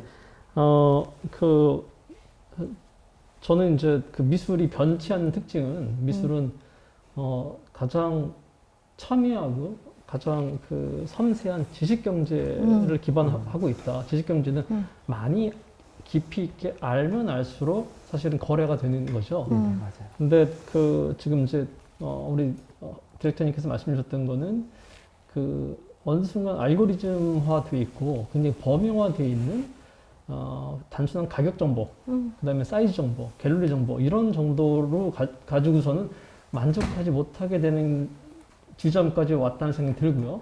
그렇다 보니까 이건 이제 그 빅데이터 하나로다가는 미술 시장을 설명이 어렵다. 그래서 스몰 데이터가 필요하다. 스몰 데이터라고 하면 이런 거죠. 실제 사람 만나서 why, 왜에 대답할 수 있어야 되고, 그다음에 what's next, 다음에 뭐 할 거에 대한 얘기들을 이야기할 수가 있어야지, 그래야지 그거에 대한 신뢰를 갖게 된다는 거죠. 이게 이제 어떻게 보면은 그 스몰 데이터를 만들어 오는 게 저는 앨리스원 같은 저널의 힘이라고 생각이 들고요. 그리고 끊임없이 그 정보의 물결이 아무리 거세고 아무리 빠르다 하더라도 우리가 자칫 그 절대 다수의 대중에서 굉장히 피상적인 이미지들과 피상적인 정보만 소비하는 거를 우리가 저항할 수 있어야 되는 게 저희들의 역할인 것 같아요. 그래야지 그 실제 예술가들이 숨 쉴 수 있는 공간과 호흡이 좀 길어질 수 있는데 지나치게 이제 인스타그래머블한 그런 것들만 전시와 작품들이 만들어지면 안 되는 것 같아요. 그런 측면에서 그 저널의 역할이 중요하다고 생각합니다. 네, 말씀하신 것들이, 그러니까 아까도 두 개의 레이어 더불어서 제가 말씀드렸던 게 그 흐름에 타야 되지만 동시에 경계해야 된다. 이 두 가지 문제를 동시에 건드려야 되는 게 저희의 되게 어려운 점인 것 같아요. 우리 모두가 좀 고민해야 될. 그러니까 예를 들어서 플랫폼이라는 얘기를 잠깐 다시 돌아가 보면은 플랫폼이 갖고 있는 굉장히 이상적인 미래는 이미 제시가 돼 있었어요. 예를 들어서 이전에 그 로렌츠 레시교스가 리믹스 개념 얘기하면서 나왔던 어떻게 보면 공유경제가 플랫폼의 어떻게 보면 또 다른 모습일 것 같아요. 그 공유경제가 굉장히 이상적이죠. 모두가 플레이어인 상태에서 생산자이자 동시에 소비자로 혹은 공급자이자 동시에 향유자로 같이 하면서 서로 본인이 필요한 것을 얘기하고 그 필요한 것을 제공을 하면서 선순환 될 수 있는 것 자체가 공유경제가 바라보면 굉장히 이상적인 미래였을 거예요. 하지만 이게 좀 애매하죠. 지금 약간 반쯤에서 실패한 느낌도 나기도 하는데 그 이유 중에 하나는 정말 아까 말씀하신 신뢰의 문제일 거예요. 그 신뢰 자체가 모두가 좀 일반 말로 그 상도를 지켜야 되는데 그게 생각보다 인간이라는 존재가 그렇게 강하지 않잖아요. 그러다 뭔가 누가 자꾸 미루게 되고 그거 자체를 인간들끼리 맞는다는 것 자체가 어려워지니까 아까 결국은 알고리즘과 시스템에 기댈 수밖에 없는 지금의 어떤 표준화된 사회, 표준화된 플랫폼까지 오게 되는 것 같은데 그거에 대해서 어떻게 다뤄야 될 것이냐는 정말 어려운 문제 같습니다. 예를 들어서 표준화된 것 자체는 모두, 그러니까 더 많은 사람들을 좀 끌어모으고 더 많은 사람들이 우리가 얘기하고자 하는 바를 좀 들었으면 좋겠다. 라는 측면에서 표준화의 어떤 흐름을 따라가야 되겠지만은 동시에 저희는 그걸 저항해야 되는 거죠. 예술의 강령이기도 하잖아요. 비표준화. 그러니까 굉장히 일반적인 흐름 자체에 대해서 의문을 제기하고 항상 그 균열을 발생시키고 그에 대해서 계속 나라는 걸 다시, 그러니까 집단에 묻히지 말고 나라는 거에 대해서 생각하는 일종의 메타인지를 계속 주장하고 얘기하는 게 현대미술 혹은 예술 자체가 갖고 있는 굉장히 중요한 강령이기 때문에 이 두 가지를 항상 우리는 동시에 이렇게 바라보고 있어야 된다라는 거 자체가 지금 저희가 좀 가져야 될 자세. 네, 그 지점에 좀 더 연결해서 제가 이제 뭐 유럽연합도 그렇고 또 서펜타인도 그렇고 그렇게 좀 테크놀로지를 앞세워서 아트 앤 테크놀로지를 앞세우고 있는 그런 미술 기관들이 디지털 테크놀로지가 그래서 핵심인데요. 이들이 실질적으로 다 표면적으로 내세우는 거는 디지털 테크놀로지가 아닌 뭐 생태, 환경, 도시. 그러니까 그 이전 시대에서 미술의 주제의 범위를 아예 초월하는 그런 것들을 화두를 던지고 있어요. 이런 거는 그 저널에서는 어떤 이유라고 생각하시나요? 지금 말씀드린 얘기랑도 좀 연결될 것 같은데, 그러니까 일종의 주장이고 강령이고 방향성 자체를 좀 앞에 좀 내세우는 것 같아요. 예를 들어서 표준화라는, 그러니까 플랫폼에서 지향하는 표준화라는 거는 그러니까 경제적인 논리고 어떻게든 들어간 에너지 대비 많은 재화를 산출하기 위한 가장 기본적인 강령일 텐데 그거를 따라가진 않는다. 우리는 일종의 선언이고 그 선언 자체가 신뢰를 확보하기 위한 혹은 차별화되기 위한 일종의 발언 같다라는 느낌은 좀 받고 있어요. 그러니까 우리가 얘기하는 공유, 그러니까 보다 많은 사람들이 진입해서 보다 많은 정보를 서로 공유하고 보다 많은 정보를 생산할 수 있는 그런 플랫폼과 다르게 차별화된 또 하나의 우리는 가치를 표방하겠다. 그 표방한 가치는 그러니까 플랫폼을 이용하긴 하지만은 플랫폼 이전에 목표를 가지고 플랫폼을 이용하겠다. 뭐 그런 어떤 자세이지 않을까. 그런 관점이지 않을까 싶긴 저는 합니다. 좀 다르게 이해를 해서 제 네네. 생각이 맞나 싶어서 네네. 좀 했던 건데 저는 어떻게 생각했냐면은 이제 그 지금 디지털 제너레이션들이 굉장히 가볍게 인스타그램에서 빠르게 흘러가는 그런 그 회피적인 것들을 소비하면서 동시에 굉장히 미래, 사회, 환경에 대한 의식이 우리 이전 세보다 훨씬 더 높다는 것은 이제 평균적인 거고요. 네. 그러다 보니까 그들이 소위 말해서 쿨하고 멋지다고 생각하는 예술가들을 지지하기 시작하는 약간 액티비스트의 성격들을 갖기 시작하고요. 뭐 실리콘밸리에서 혁신한 친구들 같은 경우는 대표적이죠. 그래서 예를 들어서 대표적인 케이스가 예를 들어서 토마스 하라스너가 에어로센 이런 프로젝트를 진행할 때 굉장히 친환경적인 프로젝트인데 그것 때문에 작가가 그 브랜드가 이렇게 올라갔고 그러다 보니까 그 작가의 어떤 실제 화랑에서 거래가 가능한 작품들에 대한 소위 말해서 그 선호도와 네네. 존중감이 올라가는 게 보이다 보니까 작가들이 굉장히 더 어려워지지 않았을까 생각도 들고요. 굉장히 사회적으로다가 아니면 또 생태 환경적으로다가 의미 있는 작업도 해야 되고 그런 작가들이 좀 지지할 수 있는 뭐 굉장히 그 소위 말해서 이제 인스타그램에 그런 이야기들을 하는 작가들에 대한 그런 팔로워들이 어마어마하게 많은 걸 봐서는 그 가치 소비의 시대에서 우리 젊은 세대들이 미래 세대들이 어떤 것을 바라보고 있는 거를 저희 이제 그 매체에서 더 치열하게 봐야 되지 않을까 생각이 들고요. 마지막 좀 시간이 없으니까 그 결국 플랫폼과 플랫폼 그 다음에 데이터와 데이터 결국 이제 사람과 사람 사이의 인터페이스와 인터랙션 이것들을 연결해서 거기서 스토리텔링을 끄집어내는 게 중요한 거고요. 이런 것들을 우리는 네트워킹 한다는 얘기를 합니다. 근데 실질적으로다가 그 굉장히 이렇게 중요한 점에도 불구하고 네트워크에 대한 제대로 된 이론적인 그 인사이트를 줄 수 있는 이론이 아직은 많이 부족한 것 같아요. 그런 이유가 지금까지 네트워크를 굉장히 기술적으로 어떻게 보면 이제 수량에 의존한 그런 과학적인 네트워크만 생각을 했던 것 같은데요. 조금 더 사회적인, 철학적인, 문화적인 관점에서 의미론적인 관점에서 네트워크를 바라보는 게 되게 중요할 것 같고요. 그런 관점에서 이제 공생관계를 만들 수 있는 플랫폼이 중요하다는 생각이 들고요. 아라리오 갤러리가 한국에 위치하고 있지만 전 세계적으로다가 자랑스러운 또 갤러리잖아요. 실제로 지금까지 성공적인 행보를 해오시는 데 있어서 문화적인 네트워크, 의미론적 네트워크를 구축하기 위해서 어떤 길을 걸어오셨고 향후에 이제 어떤 부족한 부분들을 보완해 가실 생각이 있으신지요? 오랫동안 그 네트워크를 형성하기 위해서 어떻게 보면 그 네트워크 사이에서 관계가 형성되고 의미가 형성되고 그것이 전달되고 했었잖아요.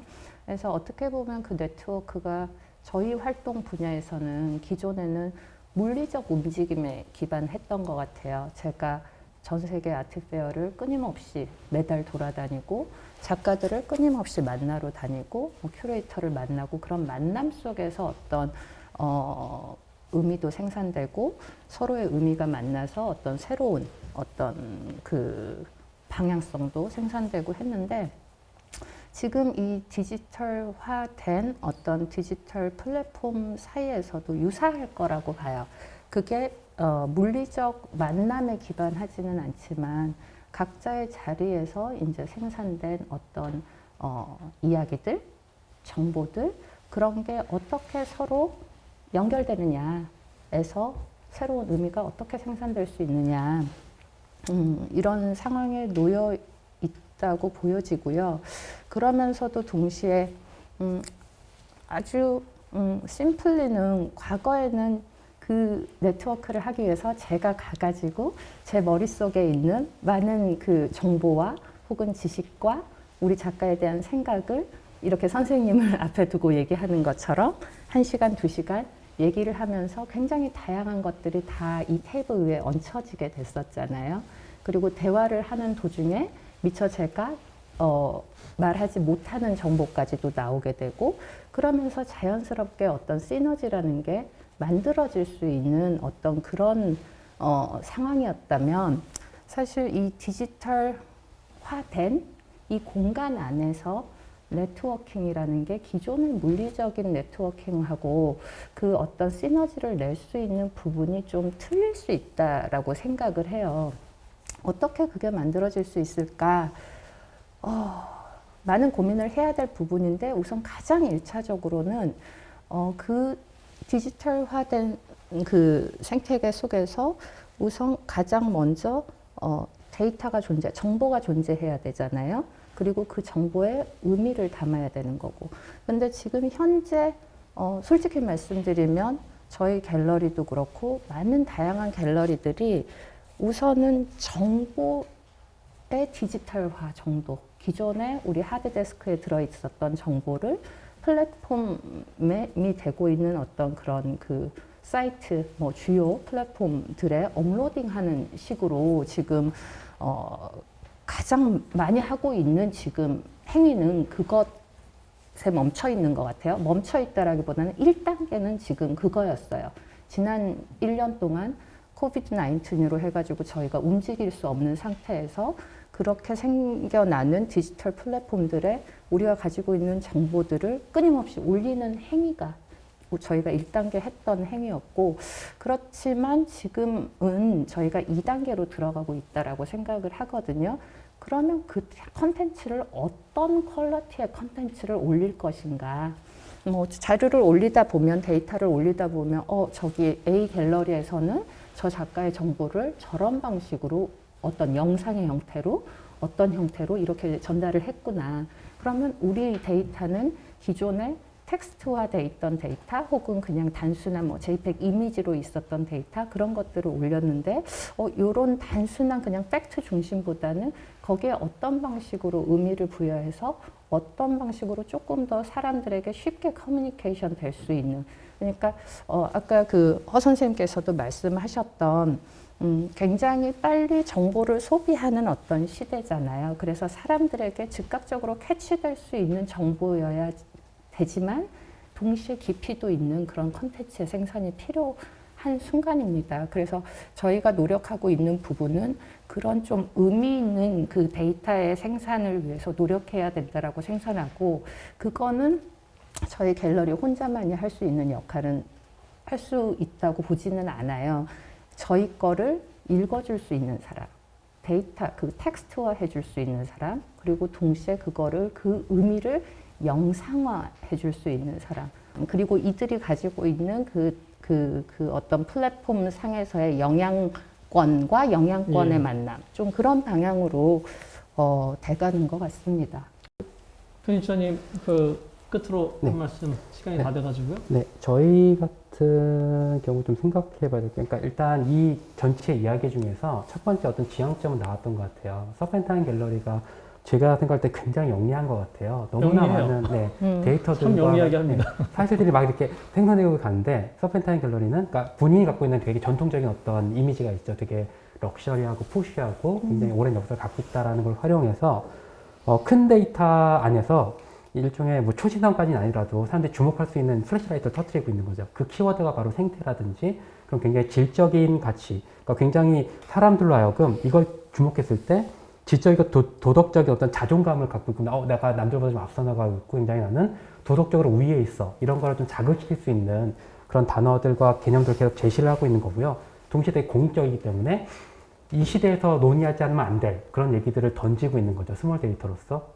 네, 그런 전략이 하나가 있는 것 같고, 또 하나는 저희 앨리스 같은 채널이 좀 지향해야 될 바는 어쩔 수 없이 이 엄청난 데이터 게임 안에서 저희는 결코 구글이나 애플이나 페이스북, 테슬라 같은 그런 선두주자, 플랫폼 이미 빌더들을 따라갈 수는 없어요. 이 엄청난 상황에서 저희들이 할 수 있는 전략 중에 하나는 일종의 그 브라우저의 페이지 새로 고침 있잖아요. 그러니까 속도에 맞게 끊임없이 제가 새로 고침 버튼을 눌러서 기존에 있었던 것과 지금 벌어진 사건들을 연결시켜서 사람들한테 계속 이야기를 하는 거. 여보세요. 그러니까 얼마나 많이 이 얘기를 들을지는 모르겠지만은 저희는 그러니까 기존에 걸쳐있는 매체죠. 전통적인 무언가과 새로운 뭔가를 계속 끊임없이 연결시켜야 되는 매체이기 때문에 일종의 재매개죠. 과거의 사건과 지금의 사건들을 계속 연결시켜 나가면서 얘네들이 갖고 있는 의미는 뭐예요? 의미는 뭐예요? 계속 얘기를 하면서 너무나 많은 데이터들이 생산되고 우리는 거기 휘둘리지 않을 수 있도록 각자 개개인들이 그 변화상, 그리고 나는 지금 어디에 있다는 좌표를 좀 어느 정도 좀 인식할 수 있도록 하는 그런 일종의 이 데이터 리터러시를 형성할 수 있게끔 계속 끊임없이 새로 고친 버튼을 누르면서 여기 뭐가 있어요 라고 제시하는 게 또 하나의 지향점이 될 수 있지 않을까라고 생각합니다. 오늘 두 분 말씀 잘 들었고요. 제가 그 마무리 멘트를 좀 준비했는데 즉석에서 좀 바꿔야 될 것 같습니다. 인터넷이 세상을 바꿨는데 사실 이제 팬데믹 이후로 다시 세상이 인터넷 환경을 바꾸기 시작하는 것 같아요. 그 구글이 가지고 있는 어떻게 보면 메시아적인 그런 그 전지전능한 시점, 인공위성에서 바라보는 것 같은 시점, 구글어스에서 이런 것들이 캐치하지 못하는 것은 결국은 그 우리가 가지고 있는 것, 지역, 결국은 각각의 지역에 있는 미술. 그래서 지역은 한국이 될 수 있고 한국 내에서는 광주가 될 수 있고 부산이 될 수 있을 것 같아요. 이런 내 거를 더 이렇게 말씀드린 것처럼 더 연구할 수 있는 그런 계기가 필요한 것 같고요. 그것이 실제 글로벌 그 데이터 물결 속에서 우리의 정체성을 지키면서도 의미를 더해줄 수 있을 거라는 생각이 들고요. 그래서 결국 이런 모든 것들은 혼자는 굉장히 어려울 것이고, 저는 이제 예술경영지원센터에서 이런 시도가 의미 있다고 생각하는 것은 상업과 기관, 그 다음에 어떤 저널리즘과 옥션 이런 구별 전혀 없이 예술 생태가 인간의 매력적인 인간의 한 몸이라고 생각했을 때는 모든 장기가 각자의 위치에서 자기 기능을 해야 됩니다. 근데 분명한 점은 물길이 바뀌었어요. 그렇기 때문에 다른 아마 그 전략이 필요할 것 같고요. 그러기 위해서는 또 신뢰할 만한 스토리 의미를 만들어낼 수 있는 그런 네트워크를 구축하기 위해서는 또 편견을 없앤 그런 그 알고리즘을 만들기 위해서는 함께 지혜를 나눠야 된다는 거고요. 세상은 디지털 테크놀로지의 본질은 탈중심화죠.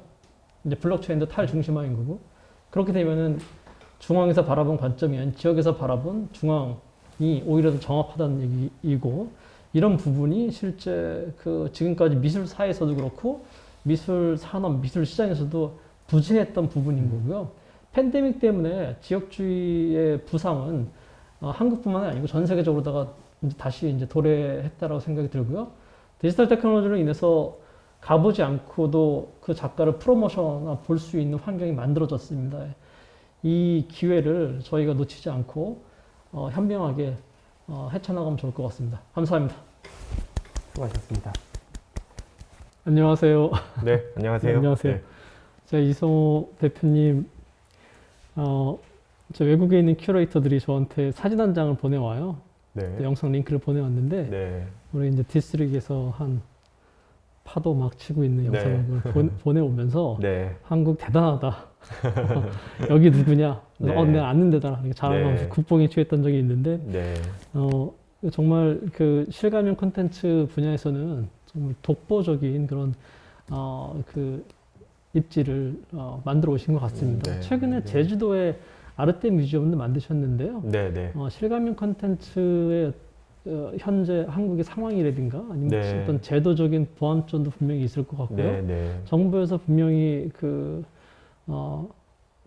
산업의 한 축으로 생각해서 네. 다양한 지원과 그다음에 프로모션이 있을 것 같은데 네, 그럼에도 네. 불구하고 앞으로 더 국제적인 경쟁력을 갖추기 위해서는 어떠한 제도적인 그런 지원과 정책이 네. 필요할지 네. 여쭙습니다. 네. 과찬의 말씀을 해주셨는데요. 사실 이제 저희 디스트릭트는 2004년에 창업된 일종의 디자인 에이전시로 출발을 했고요. 초창기에는 이제 웹이라고 하는 미디어 플랫폼을 기반으로 주로 웹사이트를 제작을 하는 일들을 하다가 2008년, 9년 접어들면서 흔히 이제 뉴미디어라고 하는 새로운 디스플레이 장치, 네, 디지털 정보를 입력할 수 있는 인터페이스들이 나오면서 이런 것들을 공간을 기반으로 해서 사람들이 이제 경험할 수 있도록 하는 이런 경험 디자인하는 업무로 회사의 모습을 조금 바꿨습니다.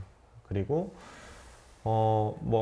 이제 2009년, 10년부터 이런 일을 하면서 사실 저희가 원래부터 해왔던 일들이 어떻게 보면 실감 미디어라는 기술을 그리고 실감 컨텐츠라는 기술을 활용해오고 있었던 업무이긴 한데 특히 한 재작년부터 또 한국 정부에서도 이런 실감 컨텐츠라는 산업 자체를 이제 미래의 하나의 새로운 먹거리로 바라보시고 많이 어떤 지원이라던가 도움을 좀 많이 주고 계시는 상황이기는 한데요.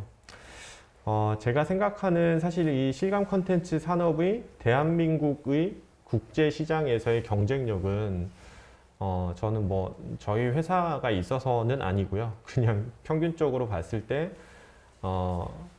저는 이런 컨텐츠를 표현하고 제작을 하는 역량에 있어서는 저는 가히 세계적인 수준이라고 생각을 하고요. 다만 이런 실감 미디어 컨텐츠를 제작을 하기 위해서는 여러 가지 하드웨어나 소프트웨어 같은 것들도 같이 뒷받침이 돼야 되는데 그런 분야는 사실 이제 서구에 있는 나라들이 훨씬 더 좀 선도적이긴 하지만 그런 기술들을 활용을 해서 정말 좀 이렇게 아티스틱하게 컨텐츠를 뽑아내는 역량은 우리나라에 있는 회사들이 저는 좀 많이 앞서 있다라고 생각을 하고 있고 또 도대체 그 차이가 뭐냐는 왜 K-팝 콘텐츠가 세계적으로 인기가 좋은지 비슷한 것 같아요. 그냥 정말 저희는 그냥 이걸 손맛이라고 얘기를 하는데 손기술이라고 표현을 하는데 이제 그런 것들을 조금 많은 사람들이 호응할 수 있도록 제작을 하는 부분에서 좀 평균적으로 역량이 많이 좀 올라와 있는 것 같다고 생각을 하고 있고요. 근데 이제 이런 아까 아르테 뮤지엄도 말씀을 주셨는데 원래는 이런 실감 콘텐츠라는 게 주로 가상현실, 증강현실처럼 이런 개인이 어떤 특정 디바이스를 착용을 해야지 체험을 할 수 있는 솔루션인 것처럼 어떤 협의의 의미로 초기에는 많이 커뮤니케이션이 됐었는데 사실 정확한 의미의 실감 콘텐츠라 함은 이제 사람을 둘러싸고 있는 이런 모든 감각을 다 이런 미디어를 통해서 사로잡을 수 있는 그리고 그걸 이제 변화시킬 수 있는 이제 그런 기술이나 컨텐츠를 광의의 개념으로 실감 컨텐츠라고 이야기를 하고 있는데요. 이런 가상현실, 증강현실이 사람들에게 초기에는 많이 알려졌지만 점점 더 그냥 사람을 둘러싸고 있는 공간 자체가 굉장히 내추럴하게 새로운 환경으로 바뀌는 형태의 기술이나 컨텐츠를 제작을 하는 것들이 점점 많아질 거라고 생각을 하고 있고, 아마 정부에서도 실감 컨텐츠 산업을 육성한다고 했을 때 장기적으로 그런 환경들을 염두에 두고 지원을 아끼지 않고 있는 거라고 생각을 하고 있고요. 제도적으로는 이미 이런 실감 콘텐츠 산업에서 어떻게 보면 좀 좋은 작품들 혹은 콘텐츠를 만들기 위해서 정부에서 이런 지원 사업이라던가 여러 가지 뭐 어떻게 보면 도움을 많이 주고 계시기는 한데, 근데 이게 사실 또 어떻게 생각하면은 모든 콘텐츠 산업이 그렇지만 일종의 조금 모험 산업에 해당됩니다. 모험 산업에 해당되고, 그러다 보니까 또 이런 중소 규모의 회사들은 쉽게 도전하기가 조금 어려운 점이 있는데, 그런 부분들이 이제 정부에서 지원 사업을 공고하거나 선별을 할 때에도 아직까지도 조금 더, 이건 모험 산업이니까 조금 더 이렇게 베팅을 해야지 좋은 작품들, 컨텐츠들이 많이 나올 수 있음에도 불구하고 여전히 조금 보수적인 관점을 견지하고 계시는 정부의 어떤 산하기관의 그런 분들도 계셔서, 그런 부분들이 조금 더 이런 업의 특성을 이해하고 정말 그 세계적인 역량이 있는 손기술이 있는 우리나라의 회사들이 좀 많은 시도를 해볼 수 있도록 좀 이렇게 마중물 역할을 해주는 거를 조금 더 적극적으로 해주시면 좋지 않을까 이렇게 생각합니다. 아직은 진입 장벽이 좀 높은 그 장르잖아요. 실감형 컨텐츠를. 네, 근데 이게 진입 장벽이 높은 게 뭐 어떤 이제 자본으로 확충되어 있는 뭔가 다른 경쟁자가 하기 어려운 진입 장벽의 의미라기보다는, 뭐 저희 아르떼 뮤지엄 같은 경우도 뭐 한 50억 정도를 투자를 해서 대중들에게 선보이는 공간인데, 사실 그게 어떤 상업적으로 성과를 거두지 못하면은 이제 중소 이런 실감 컨텐츠 제작 기업들은 사실 또 버티기가 쉽지 않을 수 있는, 예, 그러다 보니까 그런 것들을 조금 더 적극적으로 도전해 볼 수 있는 환경을 정부에서 조금 더 지원해 주셨으면 좋겠다는, 네, 이제 그런 최근에 디스트릭에서 또 별도의 이제 에이스트릭이라는 그런 굉장히 파인아트 특화되어 있는 네. 경험을 만드는 갤러리 네. 미술관 공간에서 네, 시작을 하셨잖아요. 네, 네, 그러면서 관객에 대한 변화도 있을 것 같고요. 네. 전략의 변화도 있을 것 같은데요. 네, 네. 그 얘기 좀 해주시면 감사하겠습니다. 네, 이게 사실 저희가 올해 그 에이스트릭트라는 일종의 미디어 아티스트 유닛 브랜드를 출범을 하고, 뭐 국제 갤러리라고 하는 이런 현대 미술을 상징하는 장소에서 인스톨레이션 아트 작품을 전시를 시작을 했을 때 좀 많은 챌린지가 있었어요. 그러니까 이런 상업 활동을 하던 회사가 이거는 그냥 저기 인스타그램에 사람들 사진 찍기 위해서 만든 작품이 아니냐부터 시작해서 당신들의 어떤 작가로서의 철학과 내러티브는 무엇이냐. 저는 이제 그게 어떻게 보면은 전통적인 어떤 현대미술이 가지고 있던 관념과 바라보는 시각으로 저희한테 그런 질문들을 던지셨다고 생각을 하고, 근데 저는 그것도 충분히 존중할 수 있고 이해할 수 있다고 생각을 하는데요. 근데 저는 사실 기술이 발전하면서 뭐 미술사도 계속 바뀌어 왔듯이 이런 실감 미디어 기술들을 활용을 하는 것들이 시작은 어떤 커머셜 액티비티에서 시작은 했지만, 이거를 사람들이 향유하는 이런 수준 자체나 이걸 공감하는 그런 어떤 대중적인 분위기가 점점 만들어지고 있다고 생각을 하고요. 저는 뭐 미술이나 예술이 결국은 뭐 어느 한 틀에서 갇혀서 자기만의 세계가 아니라 더 많은 사람들이 향유할 수 있고 그걸 뭔가 공감할 수 있고 느낄 수 있는 작품이면은 그게 어떻게 보면은 뭐 미술이나 예술이 지향해야 되는 바가 아닌가라고 생각을 하는데, 점점 이런 실감 미디어를 통해서 기존의 저작 도구로는 표현하지 못했던 시각적인 경험을 만들어내는 시도들이 많아지게 될 거라고 생각을 하고 있고요. 지금은 아직 이제 이런 사례들이 많이 없으니까는 이거는 도대체 그냥 커머셜 액티비티냐 아트냐의 그 모호한 경계에 대한 논쟁이 있기는 한데, 아마 점점 저는 많은 시도들이 저희 말고도 이루어질 거라고 생각하고, 뭐 언젠가는 이런 것들 또한 정말 이런 그 아트에서의 하나의 장르로 충분히 인정받고 또 많은 사람들이 이제 이런 것들을 미술관이나 뭐 갤러리에도 많이 도입하고 이러는 시대가 오게 되지 않을까 생각하고 있어요. 네. 예, 에이스트릭을 선언하셨을 때는 실제 그 문화 인더스트리, 현대미술 쪽에서 네, 그 맥락에서 글로벌 진출도 고민하셨을 것 같습니다. 네, 네. 앞으로의 계획은 어떠신가요? 저희는 근데 뭐 사실 디스트릭트라고 하는 이 전통적인 어떻게 보면 디자인 워크를 해왔던 브랜드도 있는 상태이고요. 또 이제 현대미술 씬에서 저희가 활동하기 위한 에이스트릭트라는 브랜드도 있는 상황인데, 저는 이것 중에 어느 하나의 길로만 간다고 생각하고 있지는 않고요. 근데 에이스트릭트는 뭐 저희가 아무리 저희만의 철학과 색깔이 있다고 해도 또 전통적인 어떤 시장에서 바라보는 시각을 무시할 수는 없기 때문에 그 룰과 원칙에 따른 형태로 미술 작품들을 만드는 일들은 에이스트릭트 브랜드로 진행은 할 거고, 다만 이제 제주에 있는 아르떼 뮤지엄 같은 곳은 사실 저는 이제 그런 것들을 앞으로 디스트릭트 브랜드 그리고 필요하면 에이스트릭트 브랜드의 작품이 같이 조인해서 이런 것들을 좀 뭐 국내뿐만이 아니라 전 세계적으로 좀 많이 확산하고 싶다는 생각을 하고 있고요.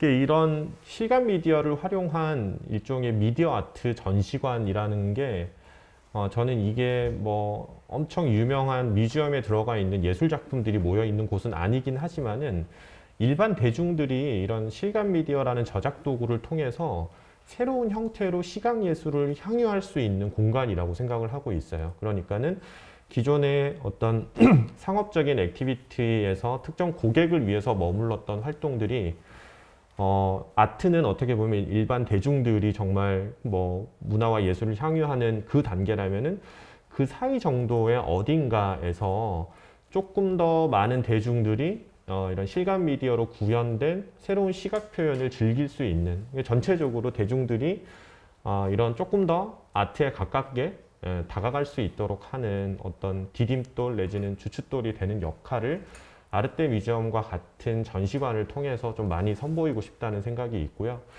그게 뭐 레픽 아나돌이나 뭐 팀랩이나 사실은 세계적으로 굉장히 또 명성이 있는 미디어 아티스트들도 많이 있는데, 저는 그들과도 제가 조금 저희가 지향점이 다르게 보고 있는 거는, 제가 판단했을 때는 그들은 여전히 조금 더 아트에 가까운 형태의 작품 내지는 활동, 그런 움직임을 하고 있는데, 저는 저희가 그냥 이런 커머셜 액티비티는 다 버리고 완전히 아티스트가 돼야 되겠다라는 생각은 하고 있지는 않은 것 같아요. 아까 말씀드렸던 충분히 그 커머셜과 아트 사이에 대중들이 우리의 작품을 보다 쉽고 직관적으로 이해하고 공감할 수 있는 형태의 그 무엇인가에 대한 대중적인 수요가 많이 있을 거라고 생각을 하고 있고요. 거기서 조금 더 뭐 차별화된 액티비티나 뭐 사람들에게 도움이 될 수 있는 활동을 하는 게 의미가 있지 않을까, 그렇게 생각하고 있습니다. 디스트릭, 에이스트릭의 그 실감의 콘텐츠가 가지고 있는 압도적인 몰입감 때문에 사실 이제 그 디지털 커뮤니케이션이나 아니면 그런 그 프로모션 역량에 대해서는 그 가려져 있는 것 같은데요. 예. 네, 그 디지털 전문가로서 현대미술 씬을 바라봤을 때 네. 분명히 해주고 싶은 이야기가 있으실 것 같습니다. 네. 그러니까 이것도 뭐 앞서 제가 말씀드린 거랑 조금 연계되어 있는 얘기인데, 저희는 사실 2004년부터 웹이라는 플랫폼에서 사용자와 어떤 웹사이트 간의 어떤 커뮤니케이션을 메인으로 작업을 해왔던 회사이기 때문에 사실 그 누구보다 디지털 미디어를 활용을 해서 어떠한 컨텐츠를 사용자와 커뮤니케이션 하는 것들에 대한 트레이닝이 좀 많이 되어 있는 것 같고요. 말씀처럼 저희가 요즘은 좀 이렇게 시각적으로 임프레시브한 결과물들을 많이 내놓다 보니까 그 안에 숨어 있는 어떤 커뮤니케이션을 저희가 고민하고 만들어내는 것들이 좀 묻혀 있는 경우가 많기는 한데, 저는 이제 저희가 지금 가져왔던 이런 독특한 백그라운드가 미술 시장에서도 충분히 필요한 역량이라고 생각을 하고 있고요. 그게 이번에 국제갤러리에서 스텔리비치 작품 전시를 했을 때도 어느 정도 빛을 발했다고 저는 생각해요. 어떤 의미냐면은 저희는 뭐 작품에 대한 긴 내러티브나 저희가 이걸 엄청 있어 보이게 포장하고 이러지 않아도 그냥 그 공간에 들어가는 순간 무엇을 표현하고자 했는지가 사람들이, 특히 뭐 어린 학생들도 아이들도 직관적으로 이해하고 즐길 수 있는 그런 작품을 만들었다고 생각을 하는데, 미술이 점점 저변을 넓히고 대중들 가까이 다가가려면은 그런 결국은 작가의 생각이나 의도가 대중하고 커뮤니케이션 되는 방식도 어떻게 보면 기존의 커머셜 액티비티에서 잘 활용되던 원칙과 룰들을 잘 도입해서 하는 게 작가들이 조금 더 많은 사람들에게 사랑받고 본인의 작품을 직관적으로 커뮤니케이션 할 수 있는 또 하나의 방법이 아닌가 해서 그런 의미에서도 저희가 이런 백그라운드가 이렇게 미술 시장에서도 뭔가 저변을 넓히는 데 도움이 될 수 있겠구나 이런 생각을 했던 적이 있는 것 같아요. 저는 이제 또 큐레이터로서 그 H3의 작품을 다른 사람들한테 설명할 때, 네. 뭐 기존에 이제 미술관에 있는 작품들은 걸어 들어가서 읽어야지만 이해할 수 있는 네. 작품인데, 네. 이건 작품 속으로 걸어 들어가서 네. 체험한다는 측면이 좀 다른 것 같고, 네. 맞습니다. 그리고 그 전제 이거는 그 예술적인 그런 의도라고 생각을 했는데요. 팬데믹 시대이다 보니까 자연에 대한 그림이 네. 있고, 맞아요. 네. 또 그 젊은 친구들, 또 저를 포함해서 파도가 무서워서 파도 앞에 못 갈 겁니다. 그렇죠? 네. 숲이 무서워서 숲에 못 들어갈 거예요. 예. 근데 그 굉장히 안전하게 그 안에 들어가서 온전하게 자연을 느낄 수 있게 한다는 것, 네. 자연의 힘을 느끼게 해준다는 것 자체가 네. 약간 매직 같다는 생각이 좀 들었습니다. 네. 말씀하신 포인트가 맞는 게 어쨌든 이런 좀 시대적인 맥락을 고려를 했던 것도 사실이고요. 그치만 그 표현은 무엇을 읽지 않아도 그리고 정말 들어갔을 때 그냥 오롯이 그 공간에서 자기가 느끼는 바로 저희가 전하고자 하는 메시지를 전달할 수 있기를 바라는 마음에서 만들었던 건 맞는 것 같아요. 그러니까 그런 형태의 작품들이 점점 많아지게 되지 않을까 싶고 그런 것들이 가능하게 하는 게 뭐 오늘 말씀드렸던 이런 실감 미디어 혹은 실감 컨텐츠라는 기술이고 점점 더 좋은 디스플레이, 새로운 저작 도구, 소프트웨어, 하드웨어들이 발전하면은 뭐 제 생각에는 아마 이제 나중에는 이런 미디어를 기반으로 만드는 뭐 이런 조각 내지는 뭐 건축물까지 이런 설치 아트 이런 것들이 뭐 점점 더 많아지게 되지 않을까 보고 있습니다. 네. 네, 그 이성원 대표님 응원 앞으로도 계속 응원하고 있고요. 네. 오늘 시간 내주셔서 감사합니다. 네. 감사합니다. 고맙습니다. 네.